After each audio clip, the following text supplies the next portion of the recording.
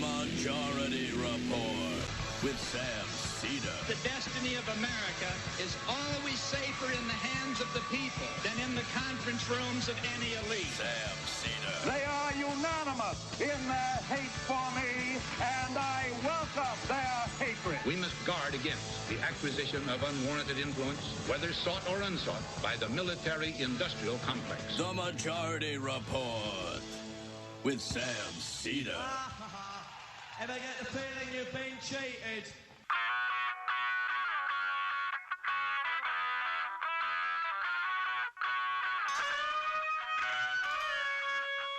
It is Wednesday, May 13th, 2020. My name is Sam Cedar. This is the five-time award-winning Majority Report.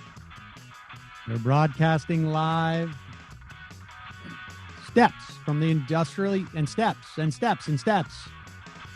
industrially ravaged Gowanus Canal in the heartland of America, downtown Brooklyn, USA.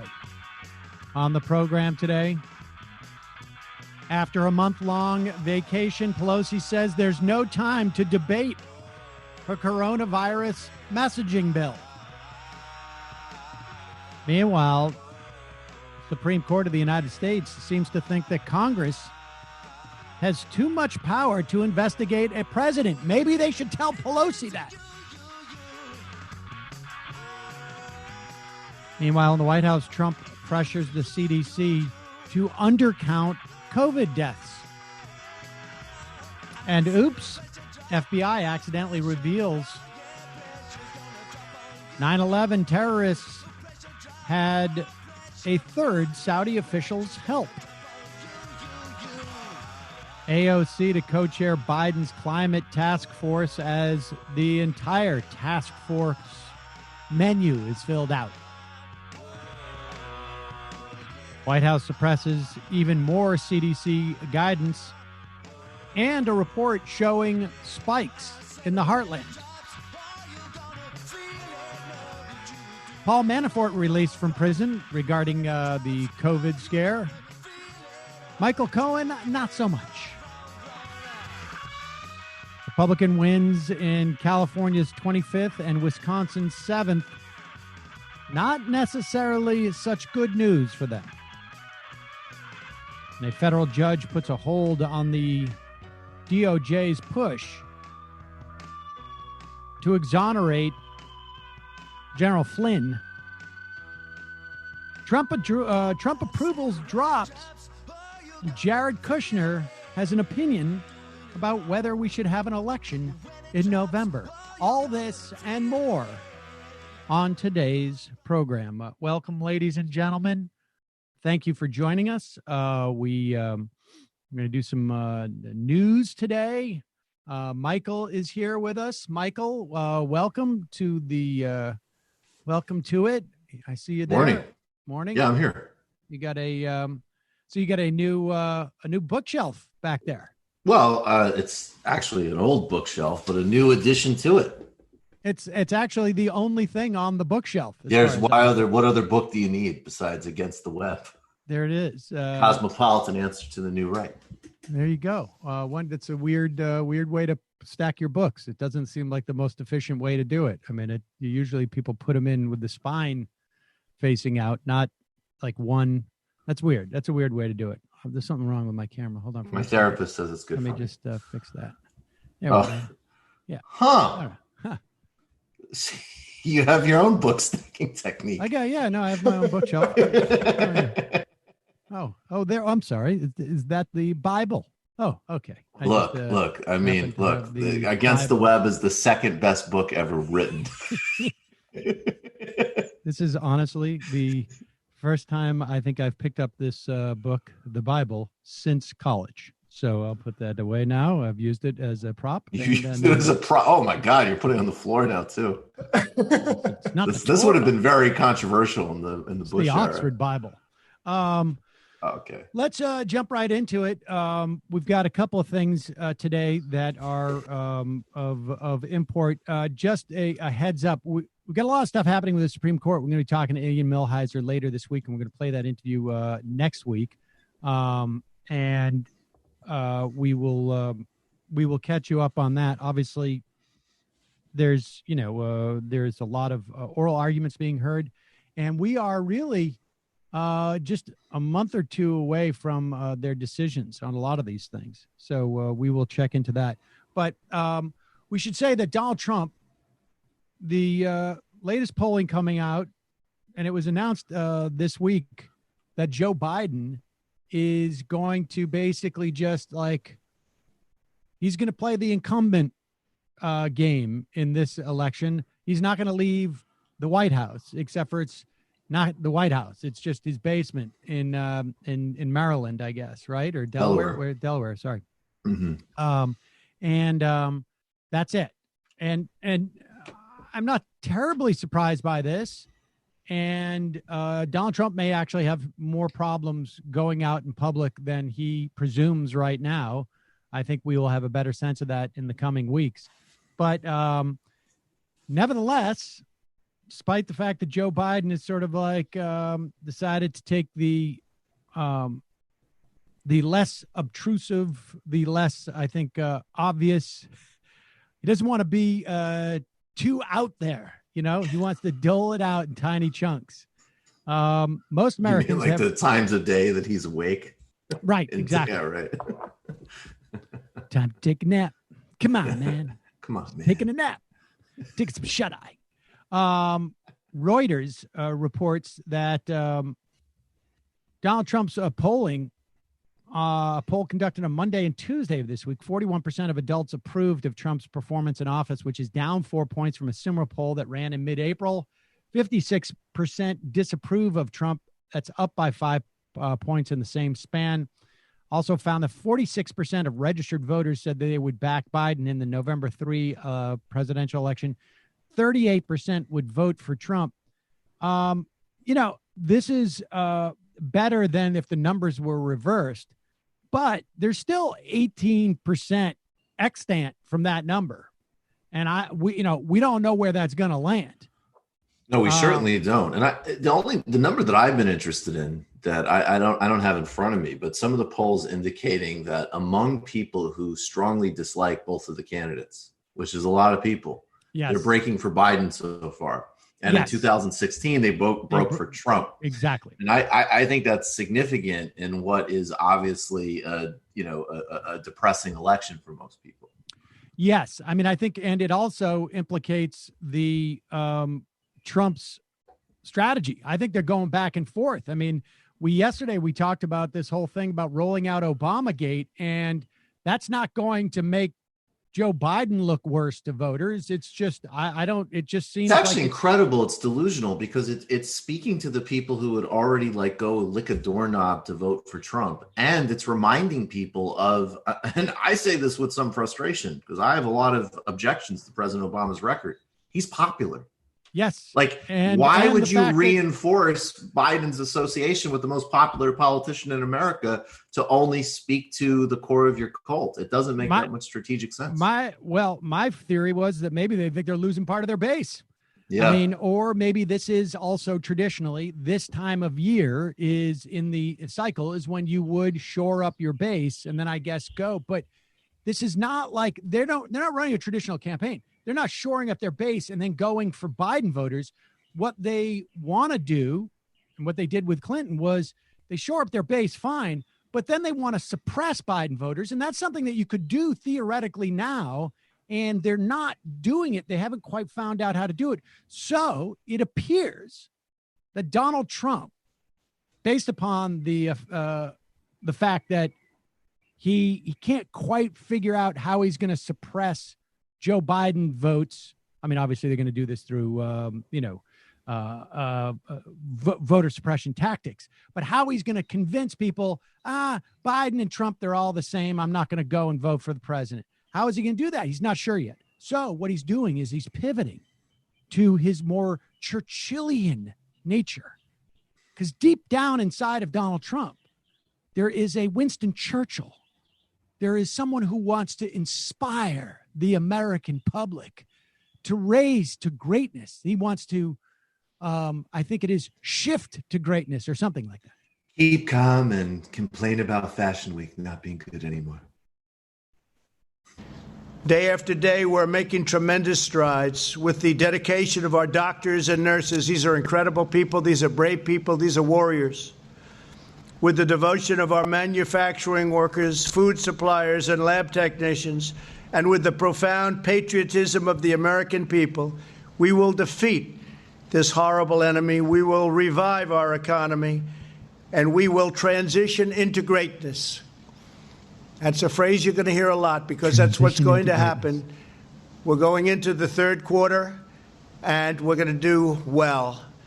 In the fourth quarter, we're going to do very good, and next year I think we're going to have one of the best years we've ever had because there's a tremendous pent-up demand. It's a demand, and I'm feeling it. I've felt things a lot over my life, and I've made a lot of good calls. It's a demand like I don't think I've ever seen. There's a pent-up demand. There's a spirit in this country like few have seen. And I think you can say, and we've helped a lot of the countries a lot, really a lot. There's a tremendous spirit all over the world to beat this terrible, terrible thing. But we're transitioning to greatness. Wow. And the greatness is going to be in the fourth quarter, but it's really going to be next year, and it's going to be a year like we've never had before. I really believe that. As good as we've done, and we've done great. We had the best economy in the history of the world. That's so inspiring. Wow. Folks, can't you transition into greatness? We're going to do this all. And I love how he's doing this sort of this poetic speech that is immediately, and Q2 is going to be much stronger than Q3.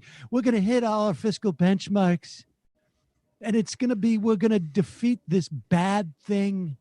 Oh, you read that as fiscal quarters. I thought he was doing a basketball metaphor. I don't know. No, he's talking about fiscal quarters. I think that Churchill's like, an investor confidence will peak in the fourth quarter. He's not even that. He's not even that lucid. No, it's not just like lucid. Q3, great. Q5, be better. Look at what transitionforgreatness.com is. Can we pop that up on the screen? There you go. Good job. Good job. Right. Well done. There you go. Though I think they need to update that number depressingly. We're at over 80. Indeed. But I think that, I think Trump obviously does have certain political skills and certain communicative skills that work well for him, but he's just completely unable to do sincere, the inspiration thing. Absolutely. Yeah, he's just totally unable to do that. I mean, he can be funny. Can I shift back to hate? Right. We're transition into China is horrible. Yeah, exactly. It's going to be great. There's going to be a Q4, and everyone's talking about Obamagate, which is the worst thing. Speaking of the oral arguments that took place yesterday in terms of the Congress's ability to investigate the president, this ad is a warning. Our democracy is under attack from the U.S. Supreme Court. In the middle of a deadly global pandemic, people across Wisconsin are planning on voting absentee to keep themselves and their families safe. But the night before the election, 5 Republican justices on the Supreme Court told thousands of people they'd have to choose between risking their lives and forfeiting their right to vote. The Supreme Court favoring Republican interests over our democracy is nothing new. They gutted the Voting Rights Act. They invited billionaires and corporations to spend unlimited amounts trying to influence elections. They gave a green light to gerrymandering. They gave a green light to voter ID laws. They gave a green light to voter roll purges. Now a progressive movement is rising up to fight back because it's quite possible the Wisconsin case will not be the last 2020 showdown over voting rights to be settled in the courts. And we simply cannot trust this court to put aside partisan views and protect people's right to vote. Our courts are becoming too political. It's time to say enough. Learn more about how you can join the fight by visiting demandjustice.org/majority. That's demandjustice.org/majority. I appreciate those guys advertising on the show, but now I feel like I got to wait to have Fallon on, which I was planning to have him on, the director of that. It's a great organization, and it really, I mean, anybody who's listened to this program for an extended period of time, know that's my bailiwick, is to get everyone from the center left to actually be concerned about the courts. Meanwhile, if you're like me, you have very little time to yourself when you're not working in this closed closet I'm in. That is not a metaphor. With your kids yelling and other people who might be yelling at you. I'm not going to get into it. Stay find safe, time Sam. to sit down and read things. And so I have to be very judicious about what I'm actually going to read. However, for things that are like marginal want to reads, for me, there's an incredible app called Blinkist. It is your new secret weapon for learning new things, for getting ahead, and reading those things that you don't necessarily want to dedicate 3 hours, 5 hours, however long it takes you to finish a book. Blinkist takes the best key takeaways, the need-to-know information from thousands of nonfiction books and condenses them down to just 15 minutes that you can read or listen to on your phone, on your tablet, on your web browser. Blinkist, it's made for busy people who want to get to the main points of book quickly. And they make it easy to finish a book during, I don't know, bathroom break from your family maybe, or if you're taking a walk, your lunch break while you're exercising. Some people may still be commuting. I can tell you, for me, the big thing is that, one, I can read or consume the main points of a book. I used to do it when I was walking down to work. Now, when I can steal a couple of minutes and I'm like, I really should know at least what that book is about, or maybe there's something I can learn about how to be a more pleasant person with various peoples that I need to deal with in quarantine. So there's a lot of different possible uses. Blinkist, this is the best thing about it. You get unlimited access to read or listen to a massive library of condensed nonfiction books, all for one low price. For a limited time, Blinkist has a special offer for our audience. Look, you go to Blinkist.com/Majority Report. That's Blinkist.com/Majority Report. You try it for free for 7 days. Do you like it? Oh, yeah, I do like it. I love it. Well, 25% off your new subscription. That's Blinkist, BLINKIST.com/Majority Report. You start your 7-day free trial and save 25%. Sign up now at Blinkist.com/Majority Report. For me, I always push the 4-Hour Work Week by Tim Ferriss. Cannot listen to. In fact, I'm due to re-listen to that one. There's other ones about there. You know, they have like about leadership and stuff like that, and they have Michelle Obama's book. I don't know if that's on my list, but I think they have Stephen Covey's book, right? Yeah, they've got a ton of books. It's crazy. And that Everything Trump Touches Dies by Rick Wilson is sort of becoming, it's back in fashion. How did he know? How did he know? Yeah. There it is. Check it out. It's Blinkist.com/Majority Report. Blinkist.com/Majority Report. All right, let's jump into what's going on with this Pelosi coronavirus relief bill. And the reason why I call it the Pelosi bill is because it has been basically fashioned by Pelosi, her office, and her handpicked committee chairs, all of whom represent the most conservative members of the Democratic Party. I mean, that's just simply the case, at least the ones that she went to look at to write this bill. And Pramila Jayapal, Mark Pocan, the two co-chairs of the Congressional Progressive Caucus, and they represent about 40% of the members in Congress. I mean, that is why when you want to know why Pelosi et al. Are afraid of AOC and are constantly worried about that, is that they are very worried about the Progressive Caucus getting to 51% or 55%. And because then the calculations start to change dramatically for the Democratic Party.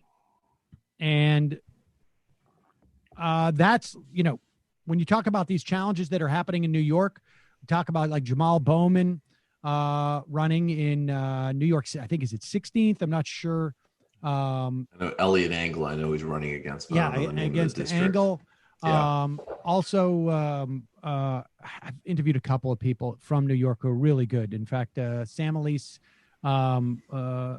Nomi was talking about her yesterday. She's really good. I would like to mention Isaiah James. I'm a big fan of his as well. There are some very good candidates in New York. There's some very good candidates in New York. And, you start talking 3 or 4 here and 3 or 4 there. Maybe we pick up 1 or 2 more progressives in California going forward. And so Jayapal basically got into it with Pelosi and wants to debate the bill. She released it yesterday. It is, I don't know, a 1,200-page bill. I got no problem with 1,200-page bill if you allow people the time to read it, or at the very least, had there been a process that was ongoing that people had access to of the bill being developed. And there was not, because she has refused to bring people back and refused to set up any mechanism in which to have any debates about this. And so Pelosi says, no, we're going forward with it on Friday. I don't know that you're going to be able to see enough of a pushback by the Progressive Caucus that they would sink this bill. But there is no need to rush this thing, or I should say, there is no need to get it done this week as opposed to next week, because they've already said it's dead on arrival in the Senate. Yeah, it's going to the graveyard. I mean, well, it's like I will say this. This will exist because it will come a time, and it may be in a week or two, but it's probably going to be like in a month or two, where the Senate Republicans will have to decide that we've got to do something because the economy's cratering. But there's no way that this is passing this bill. Anything that the House produces, this or something better or something worse, is not getting passed by the Senate next week. Okay. So there isn't that time, right. That's all. That's all not time sensitive right. In that way. Right. And then, okay. So you put that aside. So what is the point of this bill? The point of this bill is to send a message, to show the distinctions between the Democratic Party and the Republican Party, to make the Republicans pay a political price for not doing these things, right? I mean, this is a message bill, and I am all for message bills. I am all for, in this situation, when you can't pass it, I am all for things that are bound to lose, but will be effective politically. So what you would want if you were going to do an effective messaging bill, if you genuinely wanted a message bill, as opposed to a laundry list of stuff that you're going to be able to say to Jim in Indiana, Mary in Arizona, well, you can run on this and you can run on that. But if you want to nationalize the election, if you want to make Donald Trump look bad, which is going to be the way that any Democrat wins in this election, is because people coming out to vote against Donald Trump. That's what 2018 was all about, and everybody knows it. You would want this to be discussed at length. You would want there to be debate about this bill, because you would want to present these different options to the American public. And that is not what Nancy Pelosi wants. And so we get stuff. And look, and if this is supposed to be a marker, this is supposed to be your opening salvo, you're going to go in and say, we're going to fund. Axios is reporting today that there are 27 million people who have lost their employer health insurance at this point. 27 million people. And the Democrats are proposing subsidizing insurance companies, who are doing great, incidentally. They are doing fine during this. They're soaring. They're thriving. They're thriving. And they're transitioning to greatness. They're transitioning to greatness.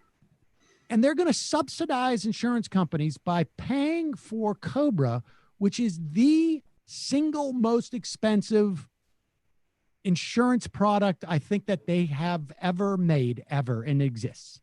And so the government is going to subsidize this, presumably because Nancy Pelosi is so terrified of setting some type of marker that could actually help people that might exist after this, that they are willing to bust the bank, complain that other things may be too expensive, and do the most expensive option, the most cumbersome, most difficult and the biggest giveaway to insurance companies. I think this cumulatively, as written, is a $3 trillion package, if I'm not mistaken. It's a so $3 trillion this is package. not, I mean, you can't play that game. I mean, even Neil's alternative for paycheck protection versus Jayapal's basically trying to do what Denmark has done, which is just the government protecting people's wages while this is happening and getting cash directly to businesses and people without financial institutions as an intermediary. He said that her bill is too expensive. And I apologize, I don't have it in front of me, but like, you're talking a couple of, like, the difference between what he's proposing and what she's proposing is they're both in the multiple of hundreds of billions, right? Like, his is like $300 billion. And hers is like 600 billion. 650. 650. Yes. And now, yes. Also note in this bill is the reversal of the Trump tax bill, not all of it, just the part about the state and local taxes exemptions. Now, this is a big deal for people living in blue states who are wealthy. Right. Yep. Now, there is an argument that this puts pressure on these states to lower taxes, but nobody's going to lower taxes in this instance. And all you're doing is putting money into something like 60 to 80% of the benefits of this go to the top 10% people. And this costs money. I don't know how much it is. It's not in any of the stuff that's been written up. I haven't seen the cost breakdown for it, but this costs it's probably the difference. Billions of dollars is probably the difference that would close that gap. Yes. In terms of the paycheck protection. We've already put out the paycheck protection program. And because, like you say, it's being handed out by banks, it's done incredibly inefficiently. It's not quick enough. And we could just do this tomorrow. Yep. Commitment to all these companies. We're going to pay. We know your Social Security rolls. We know what you are, who you're paying. We're just going to come in. We're going to calculate what your Social Security taxes have been over the past 8 months, year, whatever it is, on this payroll. We are going to send you that payroll as long as it gets to your workers, and boom, you're going to pay. And incidentally, we've talked about how in the structural problem with so many aspects of this is that the institutions are designed. Basically, the easiest thing to do is just to juice the banks and monopoly companies. This is something that actually is logistically very achievable and would immediately help workers, and they're sitting on it. And what occurs to me, though, as I read this was, and I always make, I feel like I'm a broken record, but there's my, okay, expand Medicaid, okay, do the Jayapal bill, do the things that will actually help people. And then there's my second order, can you at least make this something effective and simple to communicate about? So if you just add 4 points that just said, okay, instead of COBRA, obviously, God forbid we do Medicare or Medicaid expansion, but let's open up the Obamacare exchanges, which frankly, compared to COBRA, would be more helpful. Then let's have another round of stimulus checks. It's not structural, but they do have it in the bill and you can make it a top line. I think there's another round of $1,200 checks for people. And I think there's a higher number for children. Instead of a kid getting $500, I think that number goes up. Basically, do what Bill Clinton did in 1996, which he took the two things, and I'm talking purely tactically here. He said, I'll do welfare and I'll do balanced budget or whatever the Republican stuff was polling well. And then unlike them, I'm going to put some money into education and protect some environmental programs that poll well, frankly, with the same suburban voters that they're tailoring this bill to right now. And they don't even have something that is just like a bullet point list that anybody can go out on TV and talk about. No, I mean, she is largely doing this just to say that they did it. And here's the thing. This is what also gives away the game. Why wouldn't you at least offer up what Joe Biden is calling for? Right? Because you know Trump is going to reject it. You know the Republicans are going to reject it. The reason is because they don't want this to even be the baseline. Yep. They could say, let's do the public option in Obamacare. I mean, she could come out and say, we're going to give coronavirus care, which would actually just be done through Medicaid. You just expand Medicaid, but you call it something else.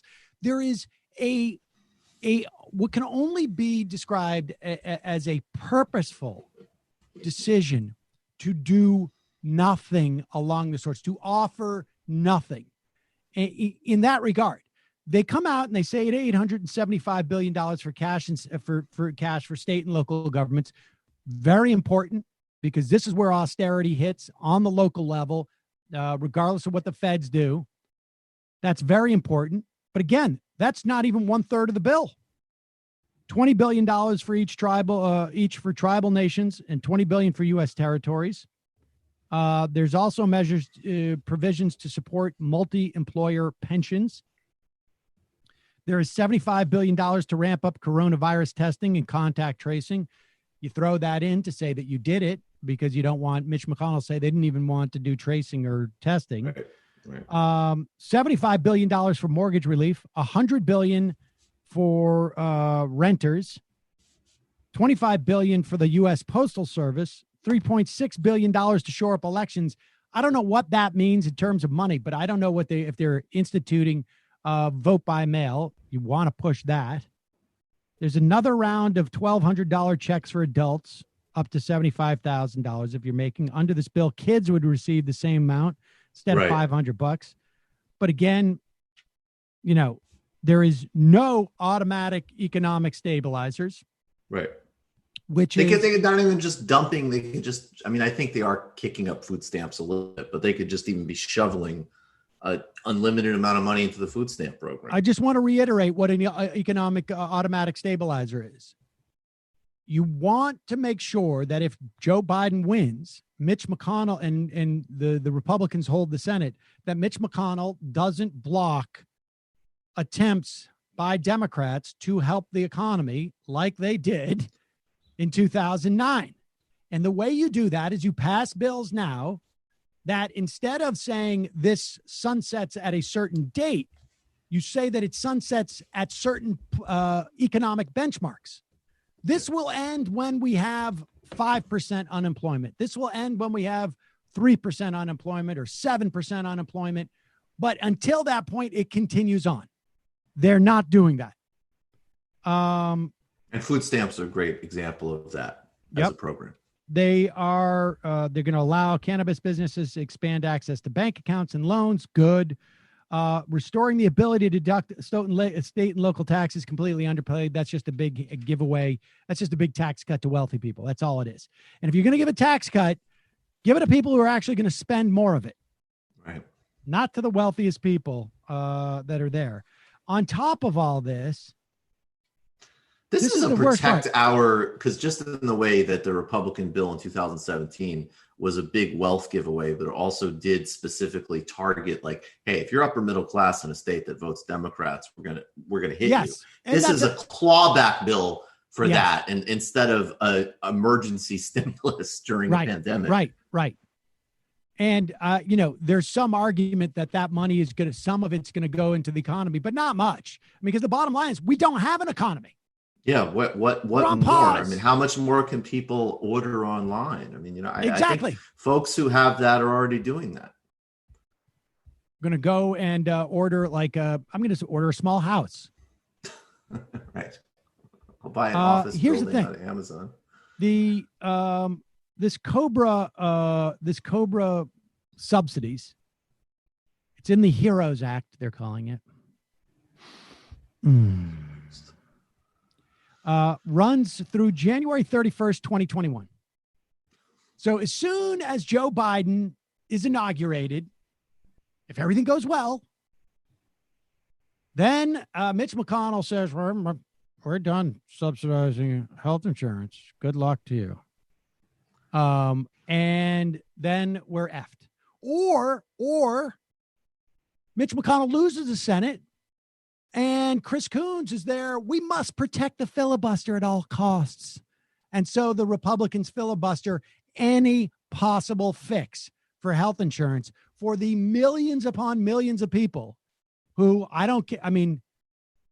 let's just assume the virus goes away by August. It goes away like magic. Yeah, it's just magic. Against everything that we understand about science and viruses and any of this. We're still going to have tens of millions of people without health insurance on January 21st, 2021. And the idea that you would leave that up to the Republicans without, and understand what you're doing is also giving them tremendous leverage for you to do nothing. If you have some type of safety net that is there, that gives you room. You know, they say, go find another job when you have one.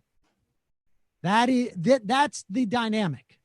But no, they're not doing that because they are so terrified of creating any type of reform mechanism that is moving forward. I mean, this is the clearest example of Pelosi not just trying to lay low, but to make sure the understanding that they are also fighting a two-front war in their minds. Oh, definitely. They are fighting a growing progressive caucus and insurgency, and they need to fight that. Look, picking up in Nebraska second, Carrie Eastman won the primary last night. She lost her race by 2 points in 2018. When Donald Trump is on the ballot and Democrats come out, if they throw a little money there, she's going to win. And there's a vote for Medicare for all that you didn't have before. There's another person in the progressive caucus that wasn't there before. You start picking them up in Nebraska. Maybe you pick one up in California and in New York. And pretty soon, remember, we're talking about a Democratic Congress, 238 some odd people. 10 people makes a difference. Makes a difference when you're talking 40%. So they're worried, I think, in some level, and it's a real. And it's their politics. I mean, there's no, they're worried and they're center right. I mean, there's no other way of describing their politics. And I think, it's important to understand. I'm also trying to follow specifically what's happening with Cuomo, because I read last night that potentially the bill is written in such a way that he could get some state aid and still cut Medicaid. But I'm seeing today that he might actually reject some of this aid so he can move forward cutting Medicaid. So I don't know, but that's another inspiring thread to follow here of a guy who's riding high, who apparently, I mean, look, New York is a complete disaster because of his leadership. And now he's, sees this as an opportunity to gut the public school system and cut Medicaid. But at any rate. One other point, Sam, there isn't any sort of protection in there against raising the cost of ACA plans for 2020, right? Not that I know of. I mean, that's the thing, is we get nothing for those huge subsidies that we're giving the insurance companies. Right. Nothing. Right. I mean, there's no one who's done like a deep dive on the text of the bill. It's 1,200 pages, and they're going to vote on it in 2 days. All right, let's just go through this quick story. Donald Trump, listen to this. It's just sort of stunning to me. As you know, every medical expert that you've heard from on TV or anywhere has said we are probably undercounting the COVID-19 deaths. Certain percentage of people who die at home. The way that you measure this is you compare last year, the year over year deaths figures. So if there's 8,000 people more who've died in your city over a course of 2 months in 2020 versus 2019 and 2018 and 2017 and 2016, you look around, is there some possible explanation for that? Particularly when people are at home. They're not getting hit by cars as much. They're not getting car crashes. They're not getting whatever it is. They're not even catching the flu that often. Well, in this sense, it's probably the pandemic that's going on, that's killing thousands of other people. So that's the reality of what's going on. Meanwhile, the president in recent weeks, this is the Daily Beast reporting, has privately raised suspicion about the number of fatalities in the United States, which recently eclipsed 80,000 recorded deaths. There's something eerily reminiscent of him saying that all those undocumented immigrants went from Massachusetts to New Hampshire to vote and juice Hillary Clinton's vote tallies. In talks with top officials, Trump has suggested that those numbers could have been incorrectly tallied or even inflated by current methodology. Like, what kind of language do you think Trump is saying? Like, I'm a little bit concerned that these could be inflated by the methodology you're using. Or he could be saying, like, I don't like it. Make it less. Right. The White House has pressed the CDC, this is according to two individuals with knowledge of the private comments. The White House has pressed the CDC in particular to work with states to change how they count coronavirus deaths and report them back to the federal government. It's according to two officials with knowledge of those conversations. And Deborah Birx, the coordinator of the administration's coronavirus task force, has urged CDC officials to exclude from coronavirus death count reporting some of those individuals who either do not have confirmed lab results and are presumed positive, or have the virus and may not have died as a direct result of it, is according to three senior administration officials. So this is not like, oh, they were coming to the hospital because they had coronavirus, but they were hit by a car and they died. This is, they come into the hospital and they get complications as a function of having coronavirus. Right. And officials inside the CDC, 5 of whom spoke to the Daily Beast, said they're pushing back against the request, claiming it could falsely skew the mortality rate at a time when state and local governments are already struggling to ensure that every person who dies as a result of the coronavirus is counted. Scientists and doctors working with the task force, including Fauci, have said the U.S. death toll count is likely higher than being reflected in government data sets, and several local officials in hotspots say they've seen hundreds, if not thousands, more deaths over the last 2 months than the same period over the last several years. I don't worry about this over-reporting issue, said Bob Anderson, the chief of mortality statistics branch in the CDC's National Center for Health Statistics. What does that guy know?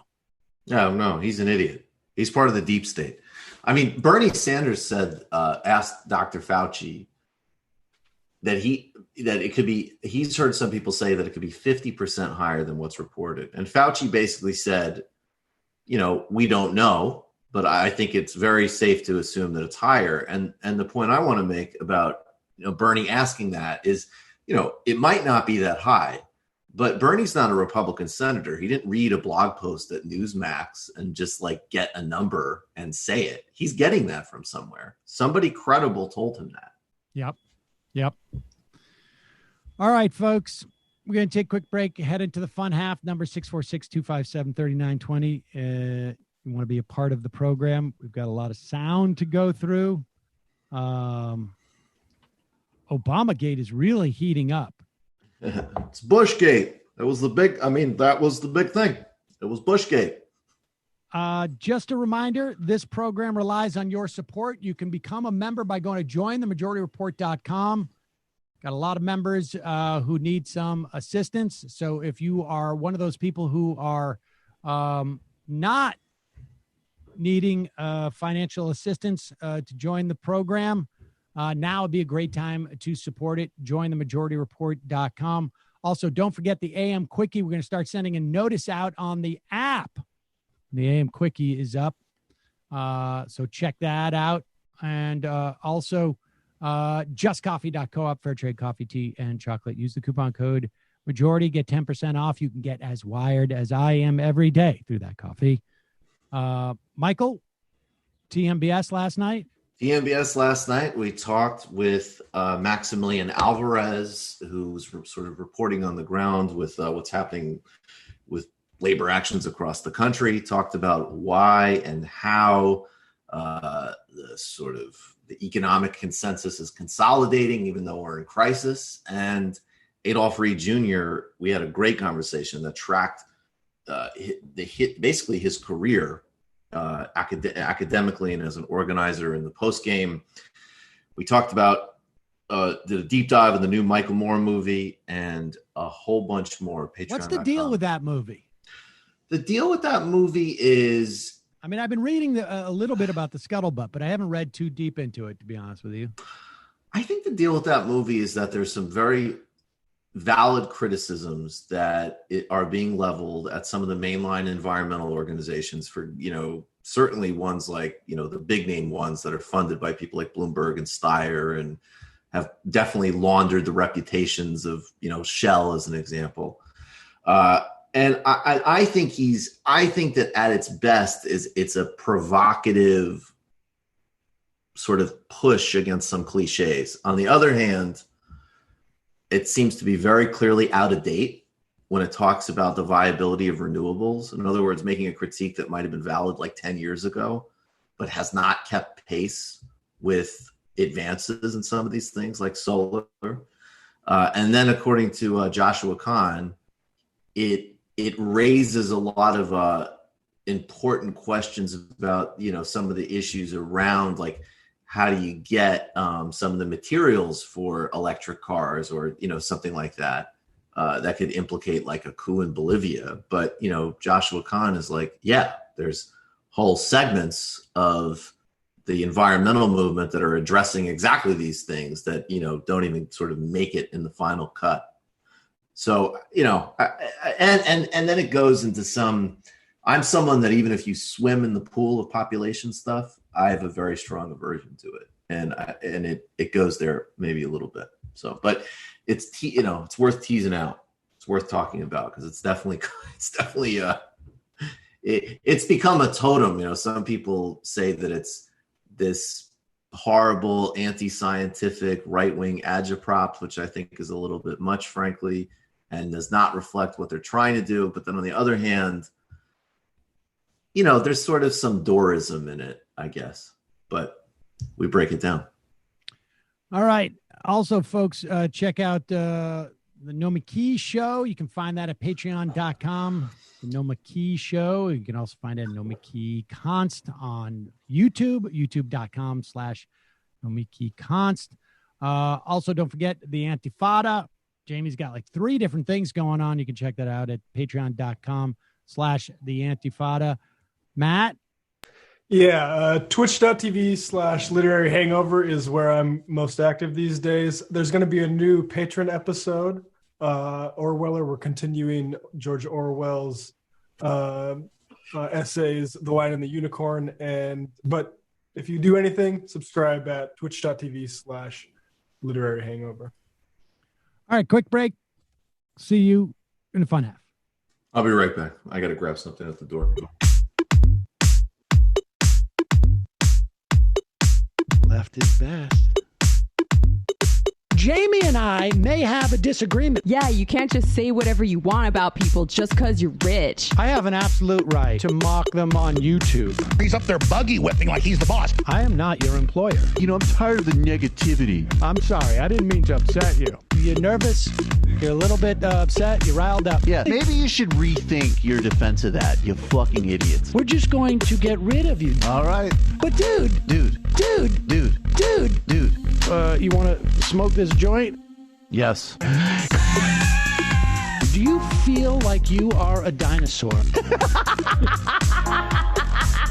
That's a good shit. Exactly. I'm happy now. It's a win-win. It's a win-win-win. Oh, hell yeah. Now listen to me. 2, 3, 4, 5 times. 847-906-501-457. 2, 38, 56, 27. 1/2. 5 eighths. 3.9 billion. Wow. He's the ultimate math nerd. Don't you see? Why don't you get a real job instead of spewing vitriol and hatred, you left-wing Limbaugh? Everybody's taking their dumb juice today. Come on, Sammy. Dance, dance, dance. Ooh.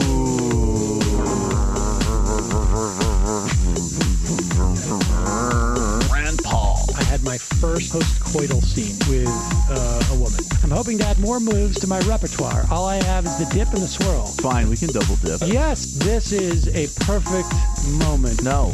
Wait, what? You make under $1 million a year. You're scum. You're nothing. Excuse me? Fuck you, you fucking liberal elite. I think you belong in jail. Thank you for saying that, Sam. You're a horrible, despicable person. All right, gonna take a quick break. I want to take a moment to talk to some of the libertarians out there. Take whatever vehicle you want to drive to the library. What you're talking about is jibber jabber. Classic. I'm feeling more chill already. Good. Donald Trump can kiss all of our asses. Hey, Sam. Hey, Andy. You guys ready to do some evil? Hitler was such an idiot. That guy might be a Nazi. Agree. No. Death to America. 2. Yes. Wow. Wow, that's weird. No way. Unbelievable. This guy's got a really good hook. Throw our hands up. Ooh. Wow. But Sam, I gotta get off. No worries. Let's.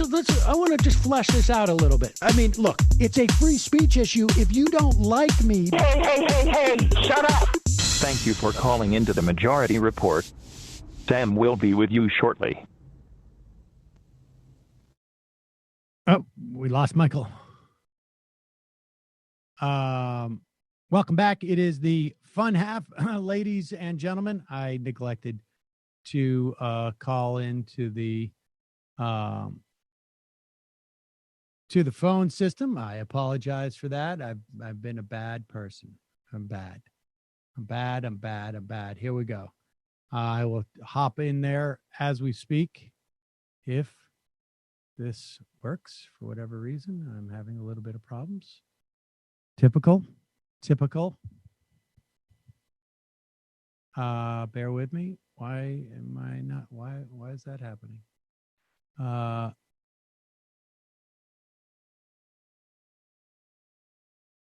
can't get to the phone in calling thing. Wait, here it is. I don't know why that does that. All right. Here is Dr. Fauci testifying to the Senate yesterday, basically saying, he's putting it up in a hypothetical, but we all know what the reality of this is. Fauci says if we don't respond in an adequate way, we will have a resurgence. And we all know that we're not responding in the adequate way. Here is Fauci from a question from Elizabeth Warren. We've continued to set records for the number of people who are diagnosed and the number of people who die. Dr. Fauci, you recently said that a second wave of coronavirus in the fall was, quote, inevitable, but that if America, quote, puts in place all of the countermeasures that you need to address this, we should do reasonably well. And the countermeasures you identified are things like continued social distancing, significantly more testing, widespread contact tracing. You also said that if America doesn't do what it takes, and this is your quote, we could be in for a bad fall and a bad winter. So right now we're about 16 weeks away from Labor Day. That's about the same length of time since the virus was first detected here in the U.S. Do we have enough robust countermeasures in place that we don't have to worry about a bad fall and winter? Right now, the projection, as you've heard from Admiral Giroir, with regard to testing and other elements that would be needed to respond, the projection is that by the time we get to the end of the summer and early fall, that we will have that in place. That is the projection that I get from you. We don't have it in place now, but we are projecting that we'll have it in place. And let me just ask the other side of this. If we don't do better on testing, on contact tracing, and on social distancing, will deaths from coronavirus necessarily increase?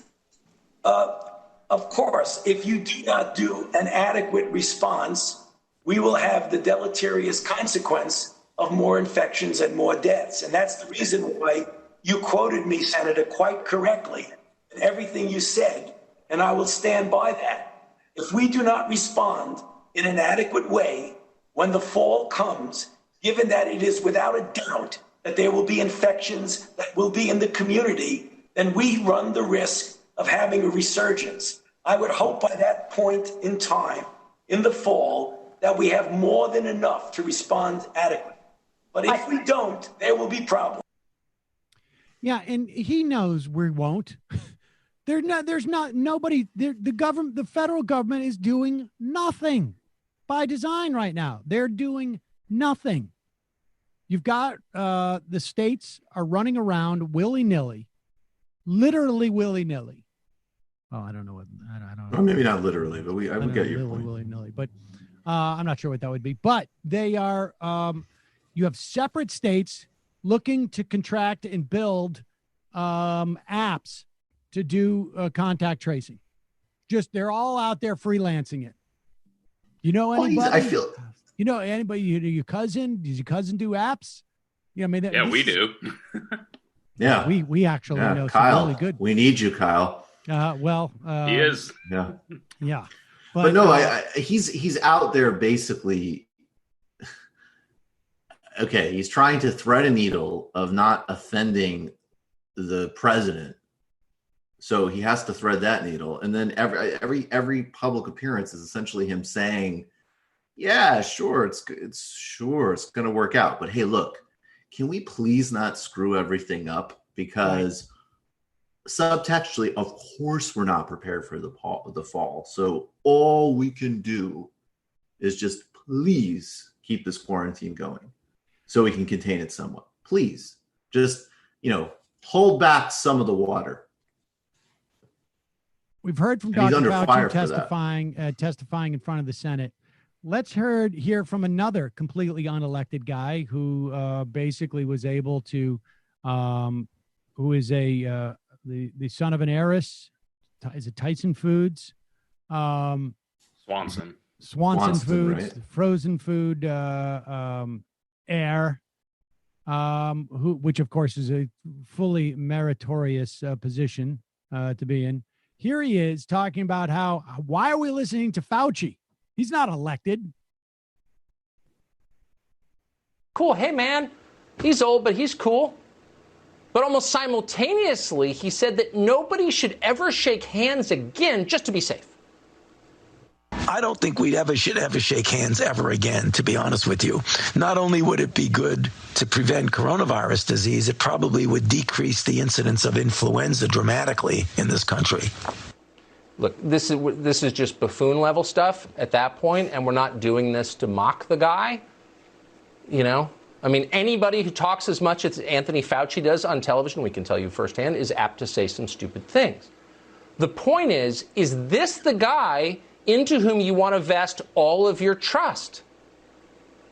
Is this the guy you want to chart the future of the country? Maybe not. This is a very serious matter, the decisions we're making right now. Tony Fauci has not been elected to anything. He's had the same job for nearly 40 years. That means the majority of American voters never even indirectly picked him. Let's make it clear. His job for 40 years has been working on infectious diseases.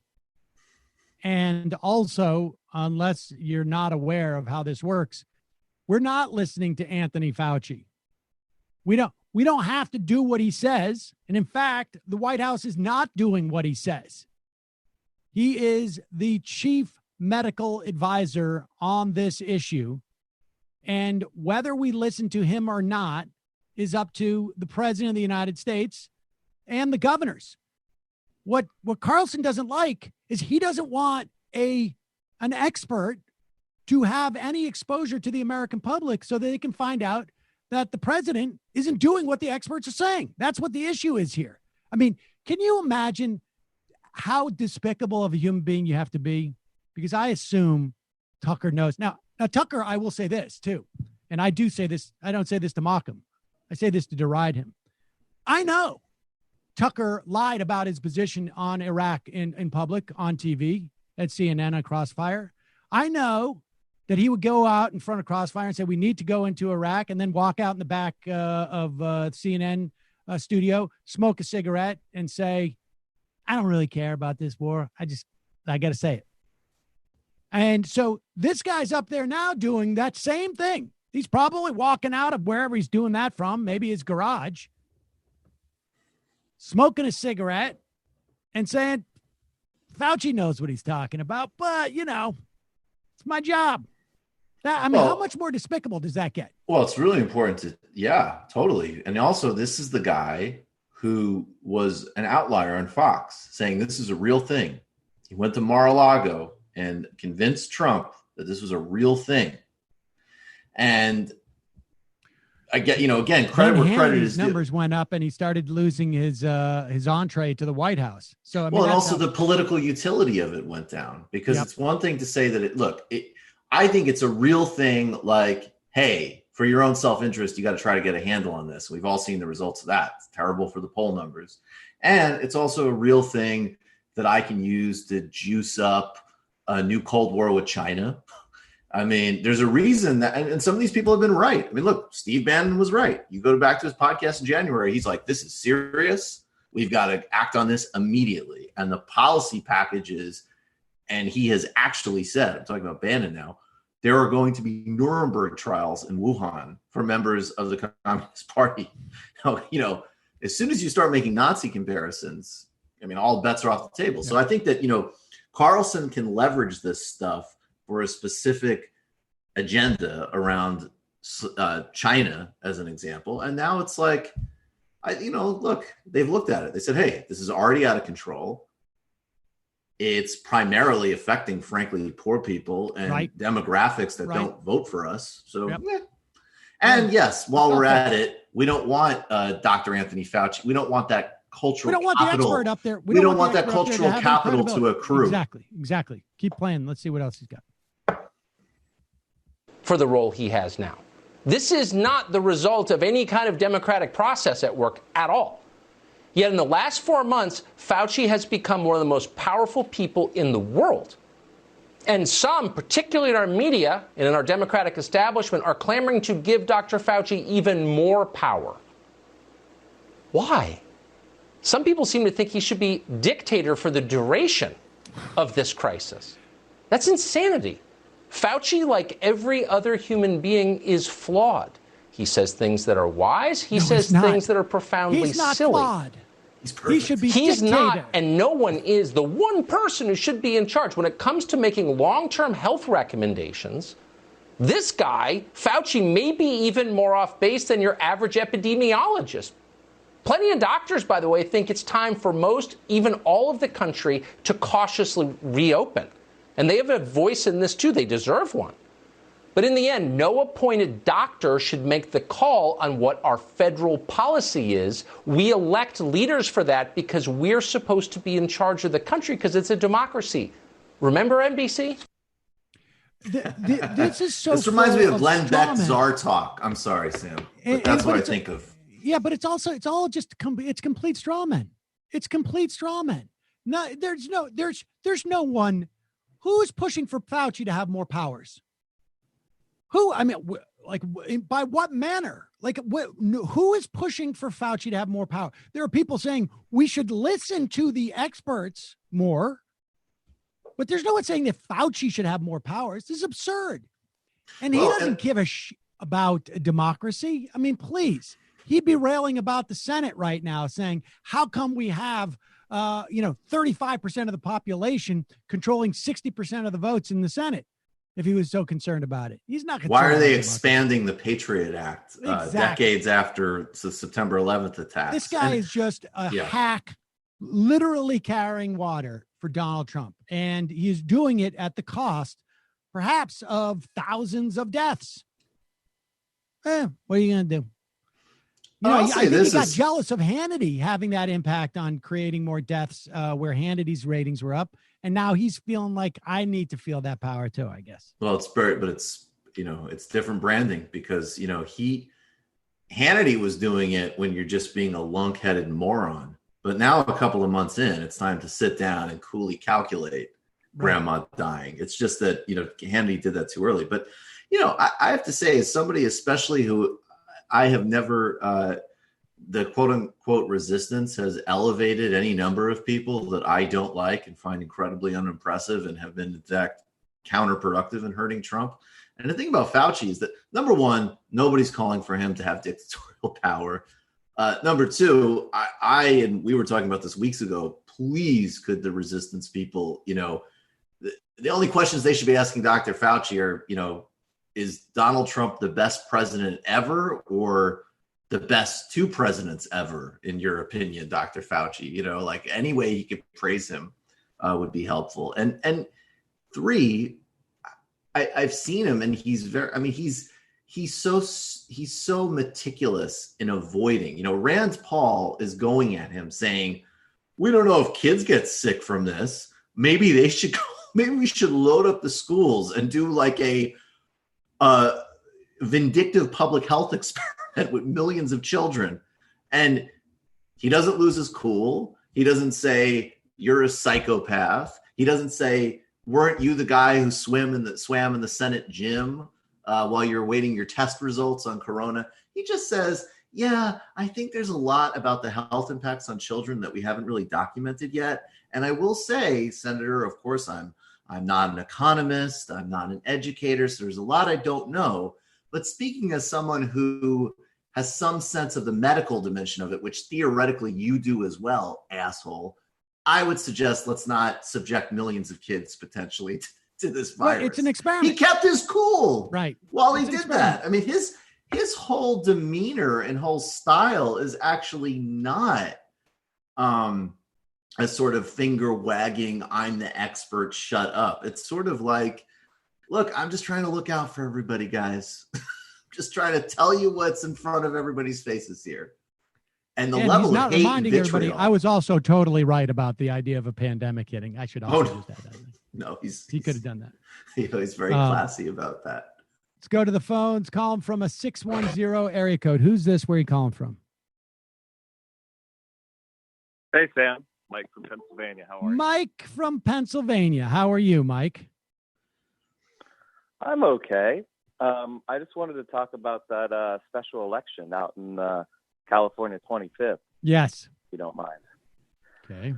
So, not good. So last night, as everyone's aware, there was a special election and a seat that was vacated by Katie Hill. Correct. She was a kind of progressive-leaning Democrat who was famously chased out of her seat because I think she's like 31 or something. She was dating a former campaign staffer that was 26. And then there was like revenge porn with her husband on Breitbart and all that to remind everybody of what was going on there. Basically, she was thrown under the bus because of inappropriate relationship with a staffer,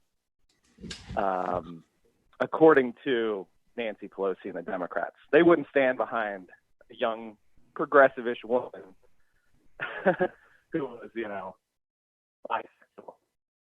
So, but now we have Joe Biden. Anyway, so they had to replace her because she resigned in the middle of her term. Right. And the district is an Obama-Clinton district. Clinton won by 7 points, right? Yes. And previously had been held by Republicans for a long time, but, the Democrat, the incumbent Republicans always managed to pretend to be kind of moderate and, win those districts. Finally, Katie Hill, young, dynamic, progressive-ish woman, wins. And this is also the district that Jank tried to run in. Yes, as a primary. Yes. And in response to having, someone even more progressive take up a banner of a fallen progressive, the entire California Democratic Party establishment united behind, God, what was her name again? I already forgot. Christy Hill? I don't know. Christy Smith. Christy Smith, thank you. Christy Smith. And so the election was yesterday, and she got destroyed. She lost by 11 points. Yep. And again, Katie Hill had won by, I think it was 8 or 10. Yep. Let me pull this up here. I don't know if she won by that much. No, she did. That's why it's a very scary result, because one of the things that I would mention is, yes, Katie Hill won 54-45 to 9. Okay. So the reason why this is very concerning for me as like a data elections guy, and I want your thoughts on this, is that throughout all of 2018, Democrats massively outperformed in special elections. That was one of the key indicators that we used to say, like, there is high enthusiasm among Democrats. They're ready to come out and vote. And we could probably expect a higher than normal turnout in the 2018 midterm that'll redound to the benefit of the Democrats. And lo and behold, that actually proved out. And we had the highest midterm turnout going back to like World War I. And that resulted in the Dems winning. This is one of the first special elections that are meaningful in 2020 There isn't expected to meet that many. And the Dems got totally destroyed. And the strategy of, like, got to put in the moderate, we got to shut down the progressives, didn't seem to have an effect. Now, there are other confounding factors. So I wanted your thoughts on that, if you could. I mean, Why do you think I don't know how much you can read into it, to be honest with you, in this environment. I really don't. I mean, I think, look, she was uninspirational for a lot of people, I think, in that district. I think also the California 5 measure that she was very closely associated with to avoid, to prevent misclassification of workers, and, exploit gig workers. I think that is unpopular in that district in particular, right? Because even the nature of the Democrats there. That would be unpopular in almost every district, Sam. I mean, most people now, especially millennials, have some sort of gig economy. Right. aspect. Well, I mean, fair enough. But I think in terms of that particular district, I think it would be more unpopular than maybe even your median California district. You don't think so? Yeah, that's just surprising that they would pick someone so unpopular to run in a Well, special. all the Democrats voted for that in the California legislature. Yeah. I mean, I actually think it's a good provision, but I think it also can backfire on some level. But I think, yeah, you should try and payroll people as opposed to making them independent contractors when they're not necessarily. I don't think that's a bad piece of legislation. Do you? No, I don't. And I think fundamentally this is the issue we're facing with 2020 here is, like, Republicans are going to be foaming at the mouth, excited about Trump. The polls bear that out. The main issue is, like, are Democrats going to care about this election? And I think partisan Democrats will. I think sort of like Bush in 2004, feeling very 2004 vibes. Us who are involved and really care about politics really despise Trump and think he's a disaster and want him out. Well, what do you say about Wisconsin? All right, so let's talk about Wisconsin 7. You had this is one of the reddest districts in Wisconsin. Trump won it by 20 points. And in this special election, you had the Democratic challenger came within 7 points. I mean, excuse me, knocked 7 off of Trump's thing. So when we look at 2020, we can afford to have unenthused people in California. But if they're more enthused or voting against Republicans in Wisconsin, we're going to be in good shape. I guess my point is that I think there's not enough data at this point to worry about it. Well, I would say that it's sort of like, I mean, if you remember in 2018, the cycles, there was like a bunch of, I think it was the John Ossoff race. Remember that one? Yes, of course. Where they had a super centrist corporate Democrat who got infinite money. He actually was the 5th most money of any race, including senatorial Yes, he got a ton of money. Georgia's 3rd. Yes. Yeah, and he lost horribly. He lost horribly. Correct. There was another special election that same day in, like, the South Carolina district that had been pretty pro-Trump, and the Dem got just as close as John Ossoff did. Yeah. The issue here was the reason why you're able to get it closer in a district that's, like, considered safe is neither party puts their back into it. Right. And so you will tend to see the minority party will do a little bit better. So when I see a campaign where both sides aren't exerting themselves fully, and you still lose, I don't think that that's necessarily the best district to look at because, Mike, you just gave an example of how you can have a high profile race, lose it, and it not be indicative of anything. Oh, no, absolutely. I mean, like, again, John Ossoff lost, and then later there was a more progressive gun control advocate who went on to win during the general election, who got, like, no money. So, yeah, no, I mean, that I guess could be this true. gets us back I don't know. to my original point, which is I wouldn't read too much into it. And there's this other element too that is that like we're in the middle of a pandemic, and you can look at the enthusiasm for the presidential race has dropped as well across the board, Democrats and Republicans. I think that's an understatement. Well, let's look at the number. Let's follow. It's back to where it was like in about a year and a half ago. I mean, follow the I hate both and which way you're breaking number.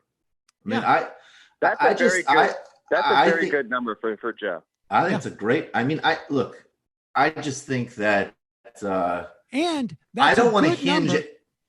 And that's a good number, I think, for Democrats running in down ticket races, because it means that the hatred for even despite the fact that they don't like their own candidate, they're going to come out to vote against Donald Trump. And I don't want to hinge any argument about whether we're talking about the decades-long trends in the economy that we have to reverse or what is ultimately more electorally appealing. I think, incidentally, I want to be, of course, we should be talking about some of the new progressive energy in Congress and some of these great, Congress people. And I tend to agree, by the way, that I think I'm not a big fan of Katie Hill, actually, but on principle, I don't like, I don't like that sort of politics in general, in terms of how she was dealt with. But I also think we need to look a lot more specifically. We need to bring back Sherrod Brown. What he's been able to pull off, there's a lot of lessons, I think, to learn there, and maybe even more relevant because he is a senator from, representing a very pivotal state. But my point to you is, Mike, is I think you and I probably agree on a fair amount of this stuff, but I would not hinge any of these arguments on short-term election cycles, especially when, sure, the circumstances surrounding this election. And I am somebody who absolutely, I always say, I think Democrats can pull defeat from the jaws of victory if anybody could. But if you're going into November and you have a vote and you're at over 20% unemployment with a pandemic that has been set off, you're going to lose. And I know I was saying something 5 or 6 weeks ago. I was looking at those numbers. I was saying, I can't believe Trump's numbers are actually going up in response to this. The Democrats are a disaster.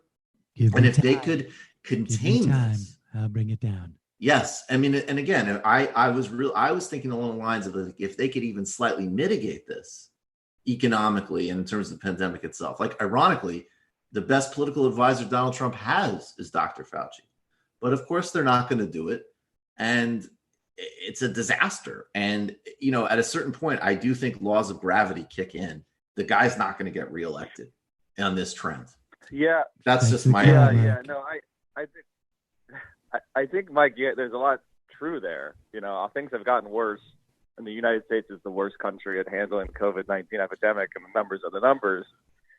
However, I feel like the Dems really are so incompetent that you never know what they're going to do. But we also, listen, Mike, we don't know, can you tell me 3 months from now, are we going to be at 3,000 deaths a day? Or are we going to be at... We have no idea. Exactly. So all I'm saying is that, yes, I think that we didn't have a particularly good candidate in California 25th. I think that's clear. But I also think you can't read too much into what the Democrats nationally are going to do based upon that race. I just think that I'm hearing not a great candidate in Wisconsin 7 either, and they shaved off that margin pretty well. All right, Mike, gotta let you go. Bye bye. What is? Bye. There you go. I read. I don't know if this has changed. It's a long way to go to come to an agreement that, we can't read too much into this. Can't read too much into it. I think if. I don't know if it's changed in the last couple of days, but I was reading a piece on South Korea's response yesterday, or last week rather, which has been exemplary. And more people, according to this piece, have died in the greater Springfield, Massachusetts area, just about 200 people, than the entirety of South Korea. We effed up. Yep. However, to be fair, the South Koreans did not have to deal with this burgeoning scandal of Obamagate, which of course has completely distracted our government operations. Everyone's talking about Here is the civil libertarian Rand Paul going on to Fox News to make a case that we shouldn't give Bill Barr more surveillance powers under the Patriot Act so that he can get your browser history without even getting a warrant. No, he's going on to warn us all of this burgeoning Obama scandal. Trump campaign. I really strongly believe that President Obama gave specific and direct oversight and direct permission for this. Think about it. We have never allowed a secret court to be used against a presidential campaign. Don't you think that was sensitive enough that it went all the way to the very top? So, yeah, the media have treated President Obama with kid gloves. Someone needs to ask him directly, did you approve of Operation Crossfire Hurricane? I think the answer is yes. So, you know, I mean, to put the shoe on the other foot, do you have evidence of that? You say you're sure that the former president was involved in this. Why are you so sure? Well, we'll find out. I'm hoping that a lot of this will be declassified, but I have a strong feeling that this was such a sensitive subject. He's already admitted through people that worked for him that the Flynn investigation he knew a lot about, and they were asking him his permission. On the way out, Obama officials were all bragging, oh, we're going to save the republic from this guy, Donald Trump, by, sending out information through all the... Wouldn't you have wanted the president to sign off on that? I mean, it's one thing to say President Obama told the FBI, go and investigate Donald Trump. That would be wrong. Oh, most definitely that would be wrong. But if the DOJ is investigating a president-elect, let's say, wouldn't you want the sitting president to be like, go and make sure that you got the okay? Like, wouldn't you want that run up the flagpole to make sure it's you are authorized to do this? Hey, Sam, are you saying that you would prefer that something as serious with as many implications of that be run by the executive instead of in a freewheeling and sprawling independent Department of Justice investigation with no oversight, no accountability, and no official sign off? And I say that as somebody who's, I'm a pretty fully, I'm not impressed with Russiagate, in general. I'll own that. But I mean, that is such a bizarre argument. And in addition to that, regardless of the merits of the intelligence estimates and everything else, another part of the story was that supposedly in 2016, and this is not specific to what they're accusing Obama of here, but that, supposedly Obama wanted to sort of have a joint sign off with Mitch McConnell where they would say, like, we don't want any interference. And Mitch McConnell told him to go F himself. And then he didn't do anything because he said, not only did he say go F himself, he said, if you do this, we're going to make it a political issue. Right. And Obama, didn't do that. So I don't know. I mean, it's just, again, yes, even within, this is what always happens. If what happened was what they're saying happened, it would be extraordinarily dangerous. But in this specific instance, it's exactly what you said. I've looked into it. That's my point, is that they are setting it up. I mean, this is how they're doing this. Right. They didn't say that he directed it.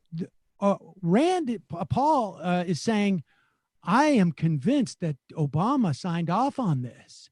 Well, of course. Which is exactly what it should be. But the way they set this up is like, this is like, I'm convinced those public works, those road worker guys were actually using a jackhammer. Well, yeah, they were. This is what they're going to find when they go in and dig through this. They're going to find that that Obama signed off on it. But here's the thing. Nobody is going to give a crap except for these lunatics who are already supposedly going to vote for Trump. This is what's so sort of fascinating about this. It's almost as if they have basically given up on a narrative that Trump is going to win, and they are just pursuing a narrative that is going to placate Trump voters. That's what it looks like to me right now. Because otherwise, why wouldn't they be talking about Hunter Biden? Unless they're trying to save that for the summer or something. Yeah, I don't know. That's actually surprises me that you don't hear more about Hunter Biden. And again, I'm purely tactically, Barack Obama's popular. I have no idea why you would want to mention the most popular brand association that Joe Biden has right now. Exactly. Particularly specifically and I'm not in saying the they should be talking about Hunter Biden. I don't want them to, but I'm saying like that's what one would expect if they were going to pursue any type of strategy that was to suppress votes on the Democratic side. But you know what script I'm writing in my head right now? I'm not 100% sure. You as a senior communications advisor to the Trump team. There you go. It's like, why don't you talk about Hunter? I don't know. I like you. You're a good Jew. Yeah. The Jew wants to talk about Hunter. I thought it was very interesting. This guy was on Sex in the City. You've done TV. You've done TV. It's true. You've done TV. That's a good. Here, this is the problem that maybe the Republicans have is that none of their surrogates can go on television because they don't want to be identified as a Trump voter. We are in full grievance mode with the conservative right in this country. Here is just the news, and this is, now aren't these? Isn't this the guy who said it's a Jew coup? Is this the guy? David Brody? Yeah, I don't think that's Jew coup guy. That's no, this he's a CBN broadcaster and also it's Christian broadcasting, right? Oh, so just one step removed from that guy. Here is and here is the problem is like you can't certain areas, people who watch the Christian Broadcast Network, they can't come out as Trump voters. Your family, what's the deal with your family? How many know? How many don't know? Or do they know? I have a extended family, my brother and his family, that are all permanent residents. They have a green card.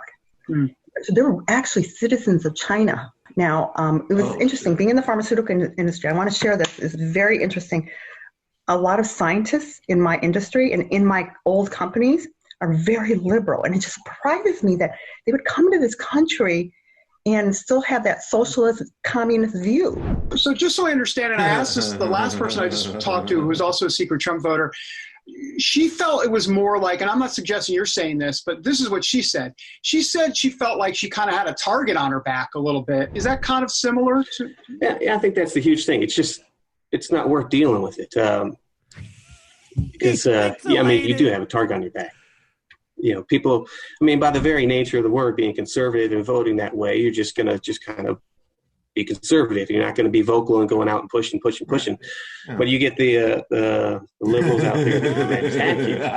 So it's easier for me to just be quiet and let them attack whoever they want to, instead of directing that anger at me. I'm tired of division. Oh my I'm tired of rants. I'm tired of people hiding behind the social media disguise and being able to, engage in all this stuff. But, they're face to face is a little bit different story. The guy whose face is pixelated is tired of people hiding behind their social media. Tired of it. And face to face is different, as you literally cannot see his face. The argument too here it says studies have shown that phone polls may substantially undercount Trump voters, and everything in this footage is just saying, I'm afraid. Like, what are you afraid of? You're going to be nameless in this poll. They're not going to reveal your identity. Right. Why would you feel more comfortable? When I get the phone polls, I never say I'm going to vote for Trump because I'm too afraid. But I will go on this television show as long as you can pixelate my face. This is one of those guys was bald and had a goatee. So keep an eye out for John. Anybody who goes by John. He's voting for Trump. He's got a target on his back, too. So you can find him. It's very easy to see because he's got a target on his back. Unbelievable. This is, they're just, cranking up the aggrievement machine. And I think it's just like harder, like this whole environment. This is why I think in the event that we are more or less in some states like we are now, Maybe it's a little bit more of a less of a paused situation. Maybe it's more of a paused situation. I mean, right? Like the spectrum of potential sort of states in which we could be in by the time we get to November range from, slowly coming out of our situation. Maybe in places like, New York, we're at 50% infection rate by that point, maybe 45% infection rate. And there's a sense of like, we figured out how to do this. Or it could be even worse than that. But regardless, the economy is going to be in a tough shape. And it's unlikely that until like late in the election season, people are actually going to be going out, and they're all going to be reliant on this same sort of monotony of like people coming on with pixelated faces saying, I can't go out anymore and say I'm a Trump voter. Well, dude, nobody's going out. Yeah, like, I mean, it's like outside. all the aggrievement. The aggrievement doesn't work when everybody's feeling aggrieved by this. And also I would say, yeah, absolutely. And also I think there are people, and I think sometimes, different variations of the left have trouble dealing with this too. I do think there is a part of the country that does have a general pox on both houses, I'm sick of the drama kind of attitude. And guess what? Those people don't like Donald Trump. Those people, I bet you could correlate those numbers very easily with I hate both of them, but I will break for Biden. Because right now, if you are genuinely, maybe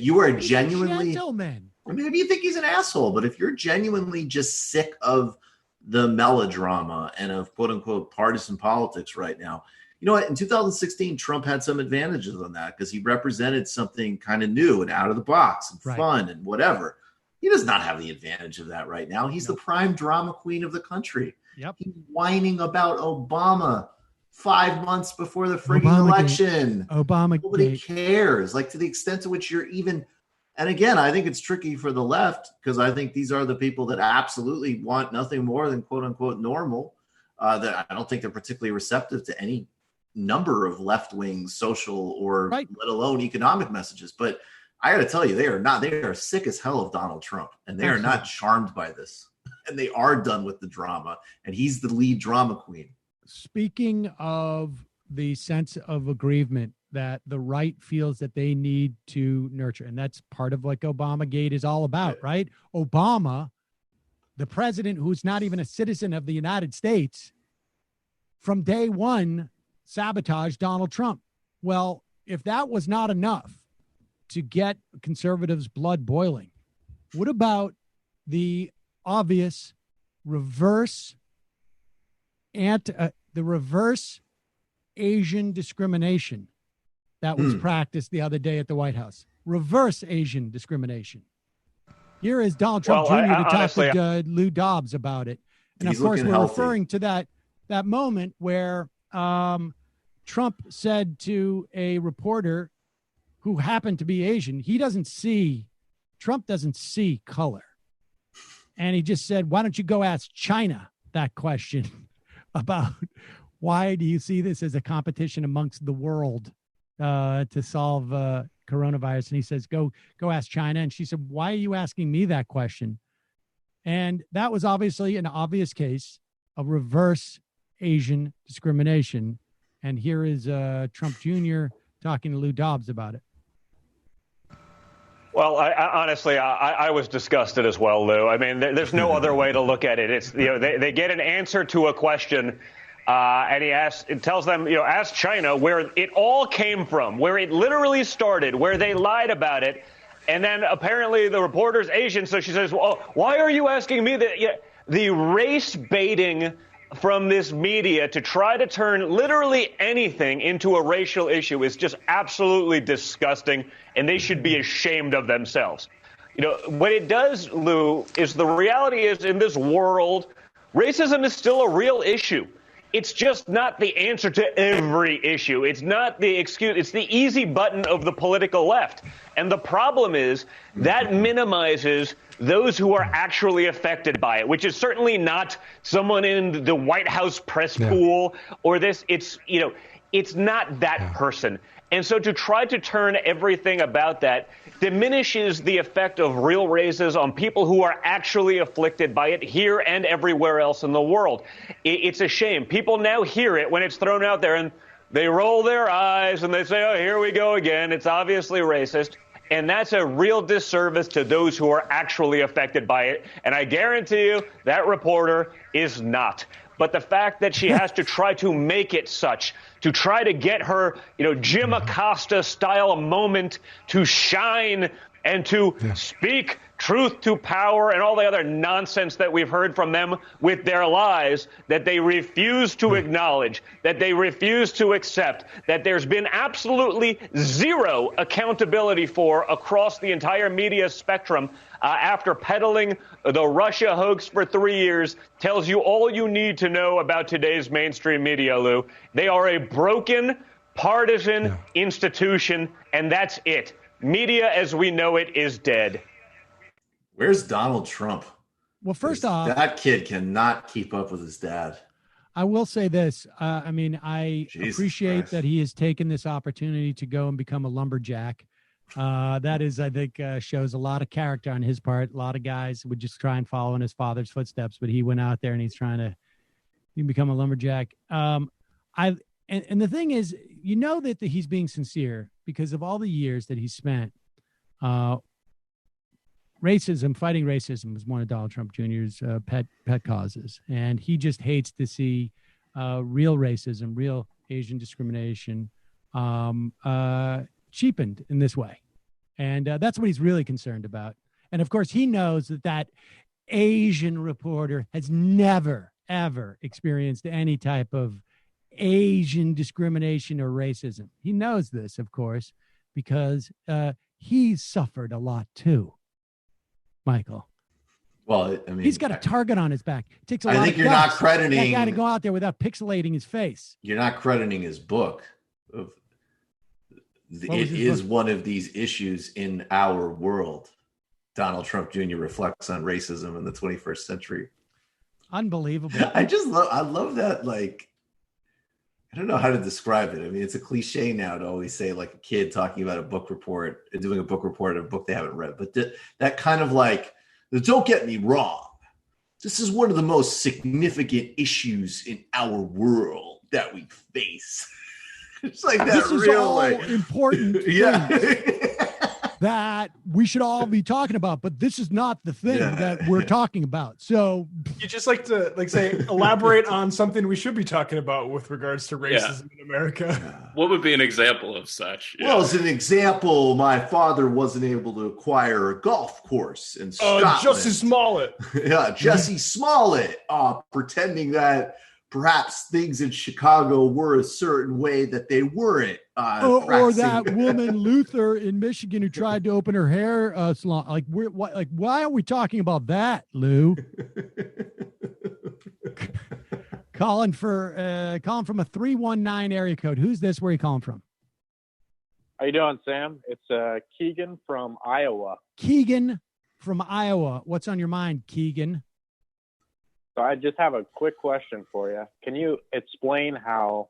So I have a professor that's like a moderate, and he told me that the best ticket would be a Romney-Biden ticket. And I've been very annoyed by Evan McMuffin and this whole middle lane bullshit, empiricism nonsense. So can you just kind of explain like how centrism is actually an ideology itself?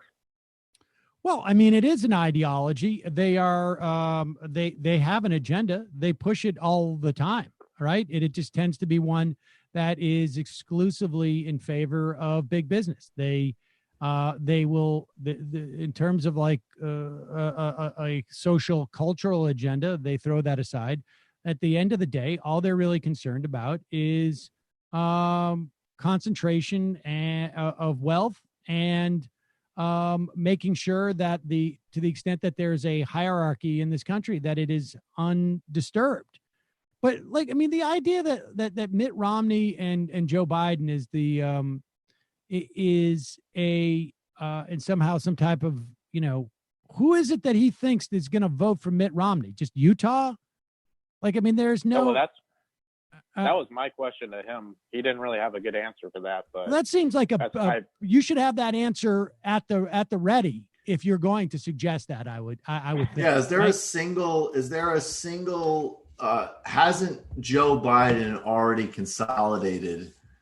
I mean, I don't know, basically the MSNBC green room, but like anybody who might be a never Trump Republican, aren't they already totally comfortable with a conservative Democrat who has explicitly said that there won't be any fundamental changes in his presidency? I don't know what more you need to do to consolidate. And by the way, it's already a trend. I mean, the upper affluent suburbs in America have been trending Democrat for quite some time. I mean, this is actually, I don't like the policy agenda of it at all, but this is actually this is one of the most successful pushes they've done going back to the Clinton era. So that's a very interesting, the thing that makes centrists so annoying is that they have this delusion that they're non-ideological, and they tend to be the most blind to their ideology of basically any other group that I can think of. Because the way you could just say, like, well, obviously everybody else that needs to turn out shares my particular fondness and fantasy about Mitt Romney. I mean, it's just pure. It's kind of like, it would be like if I can't even think of somebody. If I just say, hey, look, obviously Joe Biden should pick Angela Davis. Obviously. That's just a given, right? I mean, isn't she obviously the way to lock this election up? At least you're covering two different quadrants, as it were. Okay. Fair enough. On the same place. Right. That's actually true. Keegan, I appreciate the call. Yep. Let's go to 308 area code. Who's this? Where are you calling from? Hey, Sam, it's Kowalski. Kowalski in Nebraska. What's the word, Kowalski? I took a very distant second. Sorry to hear that. Sorry. Yes, not very surprising considering there was no ability to have a debate or in-person campaigning or knock on doors or anything along those lines. But a few thousand votes for a candidate in the Republican ticket that was going on, Medicare for all and a climate change agenda, I would say, is progress. Yeah. Nice. And maybe if it wasn't for Dr. Fauci, you would have been able to properly debate. But we live in a dictatorship. That's right. It's Fauci I have rules. A feeling that if Trump loses the election, it might make another run a little more possible. So, what's going on with the COVID in your county? Just remind people, your county is basically the epicenter of Nebraska, right? In terms of like where the most infections have been because of the meat processing plant? That would be Hall County. The town is called Grand Island, although I think Dakota County is about to overtake us. For Nebraska, that's South Sioux City, but it's part of the greater Sioux City metro, which includes like parts of Iowa, Nebraska, and South Dakota where they all meet. And there's like 180,000 people there. But if I had to make a very just strong prediction, I really think just looking how the other elections go, I feel like that's strengthening my theory that a lot of the larger communities are going to be shell-shocked come the general, especially if we see another spike this fall. Shell-shocked in terms of like they're not gonna like what by the turnout realistically wasn't down all that much in the 3rd district, which is predominantly rural. It was down, however, in places like Grand Island, which is the most significant city in the district and one of the hardest hits. Turnout was also down in Lincoln and Omaha. So in the event that we see, a major COVID spike in the fall, I would be very concerned with, major metros, particularly in swing states like Pennsylvania and Michigan, that's suppressing the vote. So that would be my big concern, especially for, the Democratic chances of winning. So the election definitely won't be delayed in that scenario. That's why we need vote by mail. And of course, we now have a Republican who's been put in charge of the postmaster, is the new postmaster general, and they have pushed out the deputy postmaster general, as reported by David Dayen. I'm going to talk to Dayen on Friday. That will hopefully come up. But there is some concern that is a way of making sure that the post office is not able to handle vote by mail, which is absurd. Of course they would be able to, but that they don't want to. Yeah, that would be absolutely awful. And if you don't mind, I would really like to just thank your viewers that definitely sent me some donations for this. Like, that really did help with advertising, and I really appreciate your support. You either laid the groundwork for a decent state run in 2 years or possibly going at this again. So I really do appreciate that. And I was watching TMBS last night, and I just got to say, Blues Brother Brooks, I really enjoyed the whole Obama impression going after Bushgate. That was honestly one of the funniest things I've heard in quite a while. It was amazing. Congratulations on the run, man. Thank you. That's great. All right. You guys hang in there. Next time, Kowalski. Next time. Huh? Next time. Yes, till we meet again. I think it's fantastic. I think it's great. I love the next idea. Next time you will run and you win. That's what I meant. Okay. I love it. I love it. Run a progressive candidacy in the Republican primary. Absolutely. A place like Nebraska. I think it's great. Calling from a 727 area code. Who's this? Where are you calling from? Yeah. What's that? Hello? Hello, who's this? Hi, my name is Tori. I'm calling from St. Petersburg, Florida. Tori from St. Petersburg, Florida. Do me a favor, Tori. Just back off your phone just a little bit. It's a little bit hot. A little bit hot. Go All ahead. right. Is that better? Yeah, a little bit more. All right. How's that? Yeah, I just want you to speak a little bit softer. Let's put it that way. All right. How's that? Well, okay. You got a bad phone, but go ahead.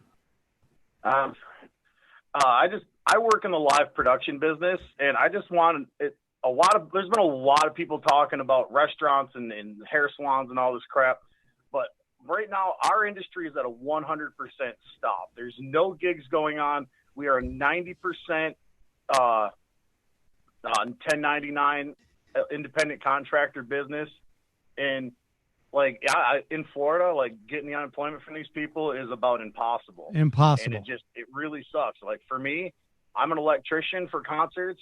I'm not going to be pulling any cables for who knows how long. So I really if everyone loves concerts and live events, please stay home. That's all. I mean, it's very important. No one's really talking about our business, and it's slightly annoying because there's a lot of us out there. It touches a lot of people, and I really wanted to say that. So, Tori, let me ask you this, Tori. How are you getting by right now? Like, you have no income coming in. You can't get unemployment because Florida is both because you're 1099 and because Florida set up all these obstacles for people to actually get unemployment. How are you getting by right now? Well, I no longer have any money put aside. Luckily, my parents were. My mom just retired, and she was able to. She helped me out when she got her stimulus check, which I haven't gotten that yet either. Haven't heard anything about it. It's just that's fun. It's a real pain in the butt.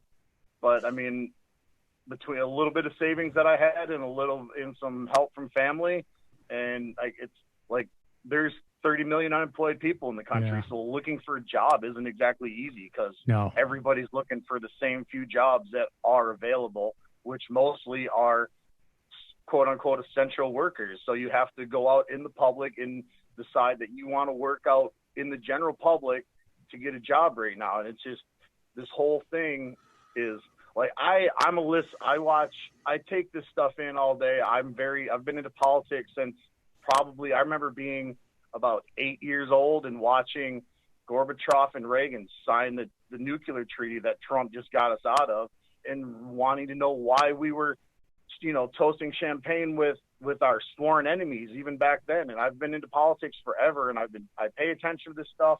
and the response is anemic.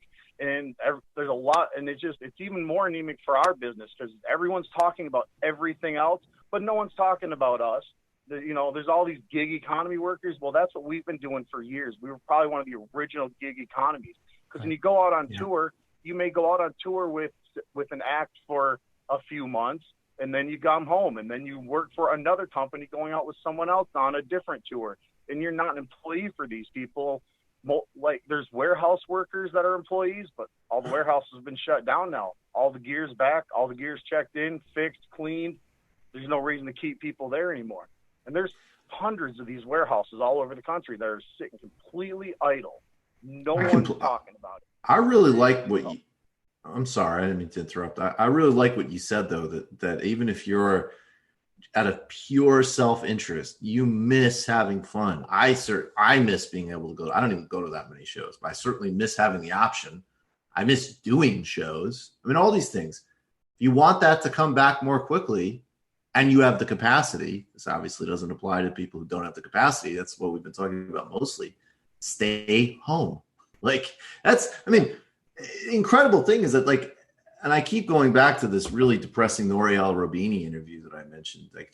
I know I'm repeating myself, but just like his point of forcing this is not even going to give you, it might help juice the stock market a little bit, but it is not going to do. I mean, okay, things are open and now it's even worse for the businesses because nobody's showing up. Right. Exactly. It's just delusional. It's insane. Stay home. Call. Sorry about that, man. Yeah. And they don't want to pay unemployment. We know that's the core reason why they're doing this. They don't want to pay unemployment, among other reasons. They don't want to pay unemployment. They don't want to pay unemployment. They don't want to be able to give any rent relief for businesses that need rent relief or anything like that. If you're allowed to stay open, then it's on you. This is just shifting the cost of this externality. And the question is, it's nobody's fault that this virus exists. We look to the federal government to make sure that you've protected our health workers. We look to the federal government to provide us with broad principles and guidelines because they can theoretically put together, the best practices.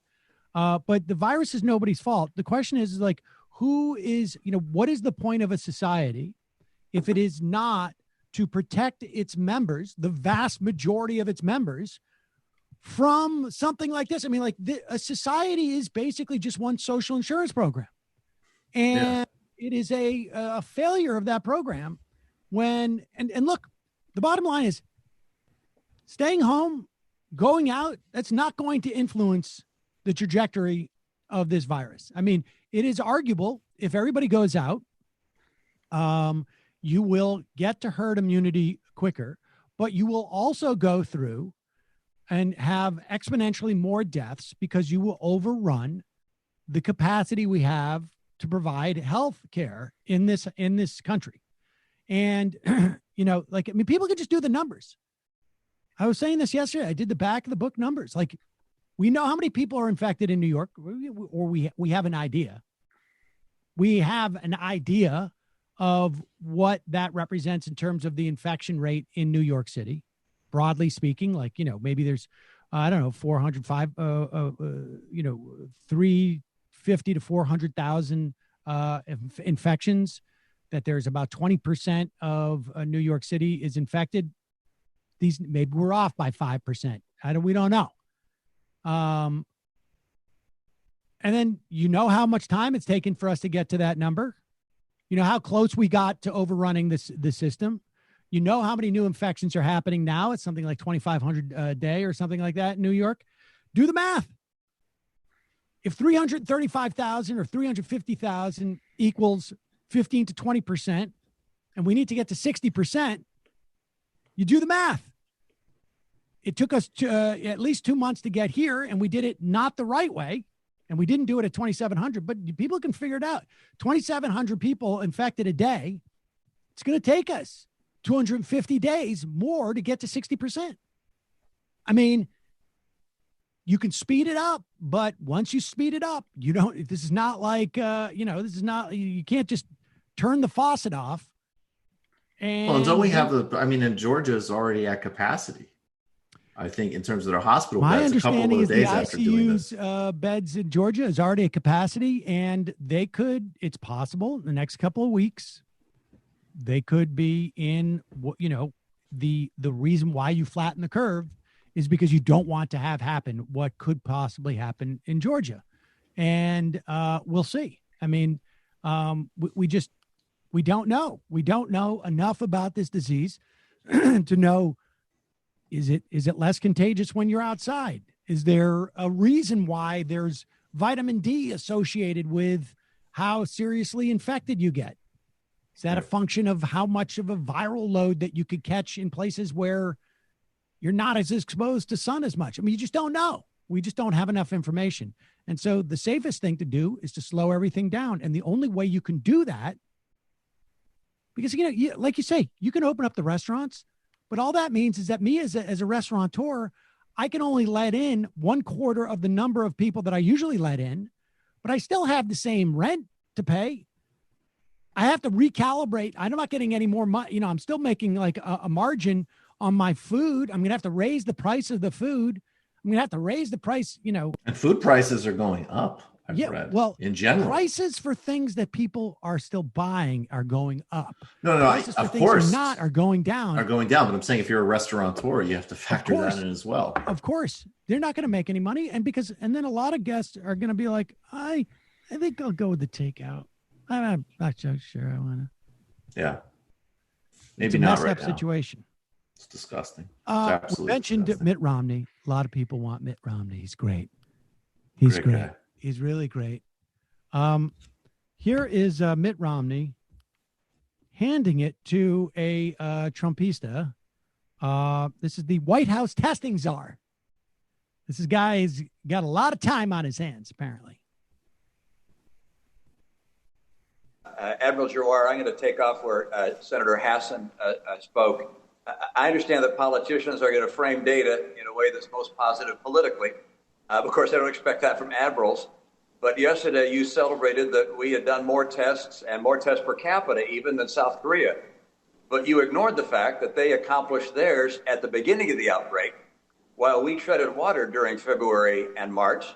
And as a result, by March 6th, the U.S. had completed just 2,000 tests, whereas South Korea had conducted more than 140,000 tests. So partially as a result of that, they have 256 deaths and we have almost 80,000 deaths. I find our testing record nothing to celebrate whatsoever. The fact is their test numbers are going down now because they don't have the kind of outbreak we have. Ours are going up as they have to. I think that's an important lesson for us as we think about the future. On a separate topic. I mean, that's. Yeah, that's true. It's this is there is, it would be nice to have a opposition party that every time Donald Trump makes his claim was refuting it in the way that Romney was, which is, we're doing more testing than South Korea because they've more or less stopped because they don't have the problem we have. I mean, this is like the functional equivalent of going like, we have more ventilators in use than anybody else. Well, yeah, that's because people are sick. Like, it's absurd to brag about this now, the testing, because the testing, South Korea doesn't need to have the testing per capita because they don't have the problem we have now. So I just want to say we're competing, like we've got more people concerned about coronavirus than South Korea. So per capita, it's more still people more concerned. tests. We're number more one. tests. We're number one. We're number one. We're number All one. I hear is we're doing more tests. More tests. Yeah. I mean, right? Like this is like, put aside the political disagreements, like the ideological disagreements that I have with a Pelosi or a Schumer or Biden. This is just apple pie stuff. Like, tell people that you like apple pie and baseball. Like, why aren't you going out there and pointing out this is low-hanging fruit to go out there and put these narratives out there instead of just going out and just like, doing these sort of like half clever measures that, Chuck Schumer's so proud about, like, oh, they couldn't give any money for nobody who was a Trump could get any of the stimulus money. We won. God. How about getting out there and making concrete, like telling a narrative to people? I think the reason is that I think that even if I think they are so concerned that, the upshot of that narrative is going to mean a request for something like, okay, great, you're right. So what are we going to do about it? And they don't want to do anything about it. I mean, I gotta go because the Baileys are calling me. I mean, honestly, there's ideological differences, and there is just the fact that they are more out of touch with voters across the board than maybe any other iteration of the modern Democratic Party. Because there were other times when the Democratic Party was moving to the right on various issues, and they could show you the focus groups and the poll numbers that would justify why they were doing that. I don't think there's anything you could empirically say right now that's like, oh, what we're going to do is we're going to sit back. We're going to let us have a pandemic and a depression. We're going to offer no viable alternatives. And in fact, to the extent we're not ducking our heads, we'll come out and do things that are disastrously tone deaf. And hopefully, and again, as you said earlier, not even have a coordination between our nominee and our congressional agenda that we know won't even pass just for purposes of PR. Yep. Colorado guy on the IM. My mother has Crohn's disease, and after more than a year of negotiations with insurance, she was finally allowed to get the proper medication. Without insurance, this medication costs $23,000 per syringe. Oh, Jesus. What will it take for Americans to see that the right to not die from preventable disease is just as valid and necessary as free speech or due process? Lewis on the IM, updated Biden VP picks. 1, Condoleezza Rice. 2, any male Democrat. Can't imagine any of the women assumed to be in line for the spot going out there to effectively call Tara Reade a liar. It'll be the end of their political careers if they lose the election. I guess. I mean, I don't know. Gillibrand and Stacey Abrams have already done it. I don't know how much of a pushback there's been. I just think that it's a completely different political calculus right now. And again, I think that people, needed. We've seen the polling when Joe Biden addresses it, and the last poll that we saw, 14% said they absolutely believe the Democrats should choose a different candidate. Then it maybe was like 10 or 20% said probably should. And then the rest were either probably, should go with Biden or should definitely go with Biden. 40% definitely go with Biden. So if they're not holding Biden to account, why would they hold a woman, generically speaking, to more account? Yeah, in general, guys, it's no value claim, but you can't, I saw somebody the other day say, oh man, if Trump just goes for illegal weed, he's definitely going to win re-election. Look, great. I think we should legalize weed. I certainly think we should expunge people's criminal records. I mean, I'm more concerned about that part of it, frankly, but no, that would not make him a lock for re-election. Like, you can't, the numbers do not bear out, and the reporting of that in the broader media ecosystem, whatever. I think he's going to pick Kamala Harris. That would be my guess. And if it ends up hurting her political career, it will be because she helps, she does something disastrous as his running mate in terms of a bad press performance or something, not because she was Joe Biden's running mate. Right. The trimmed sideburns of Don Mattingly. But it was all right. Everything was all right. Bernie's campaign was finished, and he had one victory over himself. He loved the Democratic establishment. What? Colin from Nebraska. Send you congrats. That's the end of 1984, but it's where. Oh, my God. Come on, guys. Colin from Nebraska. Send you congrats to Kara Eastman by donating $5 to her general election campaign. That's a good idea. Anti-shoplifting jihadi. Anyone care to commit on Glenn Greenwald's jumping on the pro-Trump Flynn conspiracy train? Sorry, but this is completely discrediting. Oh, whatever. Enough with the. I haven't followed it too much, but I wouldn't be terribly surprised. I just don't like the disconnected from everything kind of snitch IMs personally. But look, I like Greenwald. I think Greenwald's more than justified himself, and there's plenty of disagreements to be had. I don't think there's anything new here. But the Flynn stuff is. I'll admit, I have completely. The only thing that I have followed about the Flynn stuff, the only thing that raised my eyebrow and I think requires any attention, was Bill Barr saying that winners write history. Yeah, that's the story to me. I don't. I understand some of the ways that people. I don't even. If it's the substance of the calls with Russia, if they're to attempt to kind of soothe relations, I don't have a problem with that. I also noticed that, it's interesting to me that Michael Flynn was making kind of similar calls with Israel around actually obstructing Obama policy at the UN. That hasn't gotten any attention for very obvious reasons. And that's a lot more aggressive and a lot more serious. But I am willing to stipulate everything just for purposes of argument in terms of adopt a pure Russiagate skeptic position. And I still don't understand how you can't just pivot to, okay, let's rip apart Russiagate all day. And you have an attorney general that is basically saying to your face that my job is a political one and the legal merits of my decisions will be determined by whether or not we crush our political enemies and write the history of it. I mean, come on, keep your eye on the ball. Giz Garzley, have you guys noticed that Crystal Ball has been reporting on her show that Obamagate is real? This is another one of those. And the media just wants to ignore it because it doesn't fit their anti-Trump narrative. Between this and her coverage of Tara Reid, is she getting suckered in by the right wing, or is she bravely cutting through partisan hackery? I mean, I don't know what her Tara Reid coverage has been.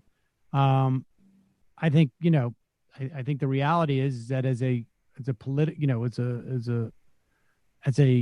sort of factual matter, I don't know that it ever can be determined. I tend to believe Tara Reid's story. As a political matter, I don't know that it makes any difference in this environment. I don't even know what Obamagate is to know if it's real. But like I say, we said before, the idea that Obama would have had to sign off on an investigation into Trump or to these folks around him, I think is perfectly legitimate. I would want that. As opposed, I mean, if you're actually going to investigate someone who's running for the presidency and is that far along in the campaign, it's one thing to like me declaring I'm running for president in 2024. I feel comfortable with the attorney general investigating me without having to get a sign off from the president. But if you're talking about a viable candidate, yeah, you should, I think, make sure that there are, some type of check on that investigation. And it's also, I imagine, the sign off came on the counterintelligence investigation. There was no criminal investigation until Trump was president, until he fired Comey. My understanding, king of all IMers. Hi, Sam. Where can I find a copy of Michael's book online? And are there any opportunities to get it autographed? The only place I could see is right there. It's not at Emma Red anymore. Red Emmas are going to get it. Red Emmas. And by the way, I think you actually don't have it. You met Colin, Sam. He came to a show once. He's a Colin from Red Emmas. He's a friend of show. He came and visited the studio once. Sold out. It's sold out. Well, they're printing more. They have to print more copies. The publisher needs to print more copies because, frankly, it's selling very well. So I would either hang in for Red Emmas or your independent bookstore, but if you're really jonesing, I guess you could buy it on an e-reader. So you can't get it autographed because it's electronic. Believe me, As soon as it is remotely safe to travel again, my carbon footprint is going to be obscene. Jova23, how do we get more progressive lefties to care about state politics? I've lost all faith in the federal government, but have been disappointed to find state politics to be even more sleazy in many areas. Of course it's more sleazy. Look, the bottom line is wild, man. Bottom line is, people talk about, libertarians call in, they say we need to have a smaller government, and that's why you have more. No, it's the opposite. Anybody who's lived in a rural community, anybody who's lived in, it's cities, it doesn't matter.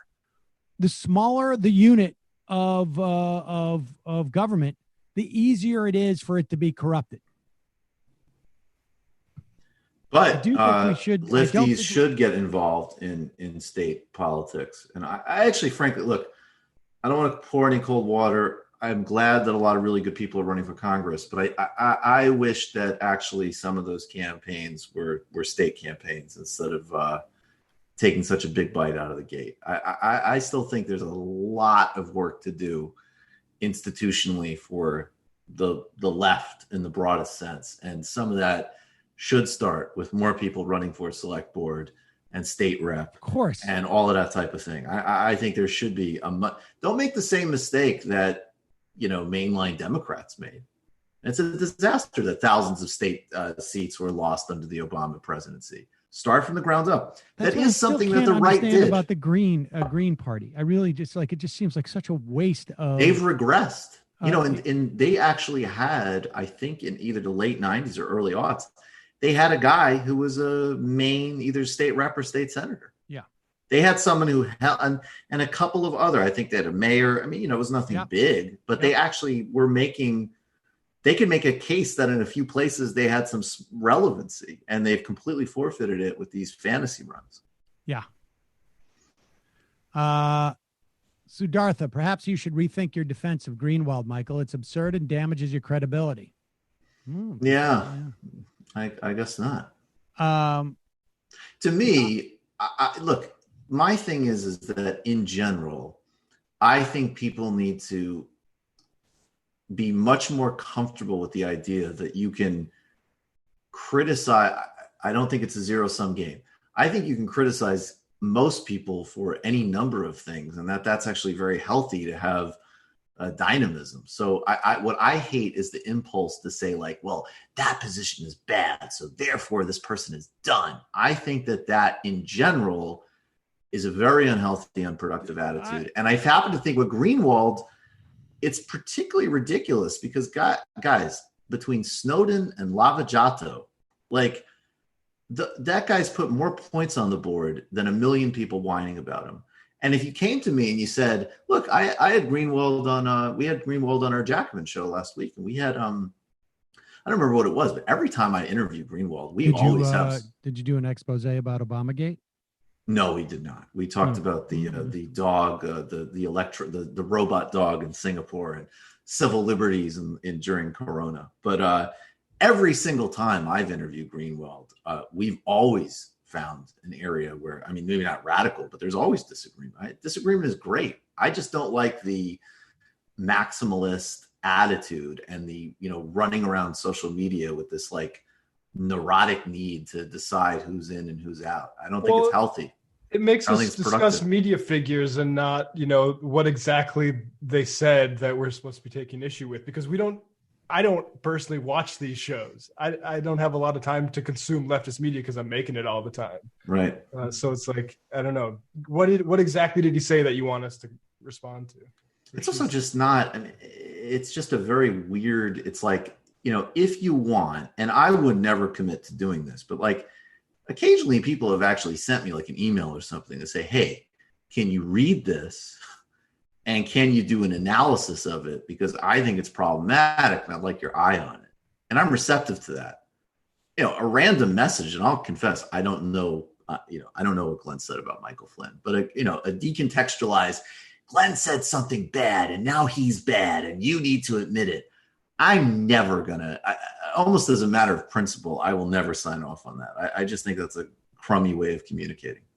I definitely have been disappointed by things, just even exchanges I've had where I feel like he's been I'm less concerned about what he says in a vacuum and more concerned about just my own personal experience of him being a little bit, I think, dodgy. I mean, I know that he said things when, in the run up, in the I guess it was in the wake of the Mueller report. I can't remember exactly details are at this point, but he had said things in other interviews that I specifically asked him about.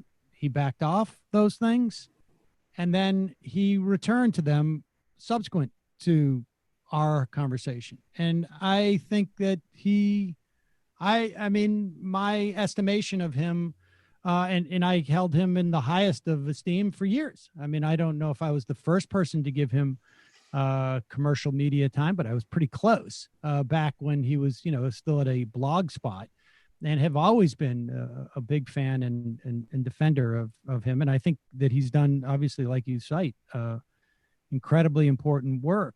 But I have to admit that I do not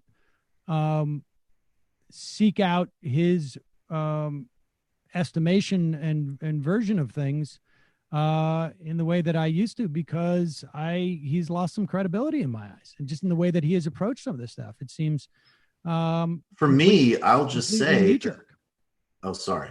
For me, I definitely currently hold him. Certainly, I mean, he is somebody that I still regularly read and check out, probably on some different sets of issues, actually. But to me, like what you just said, we can have some disagreement, but that's completely valid. I mean, that's exactly kind of what I'm talking about. Like, you have a grounded reason that you've articulated. You can take it or not, but that's a very legitimate way of communicating. I guess what I'm saying is I sort of object to, as I say, people are catty online.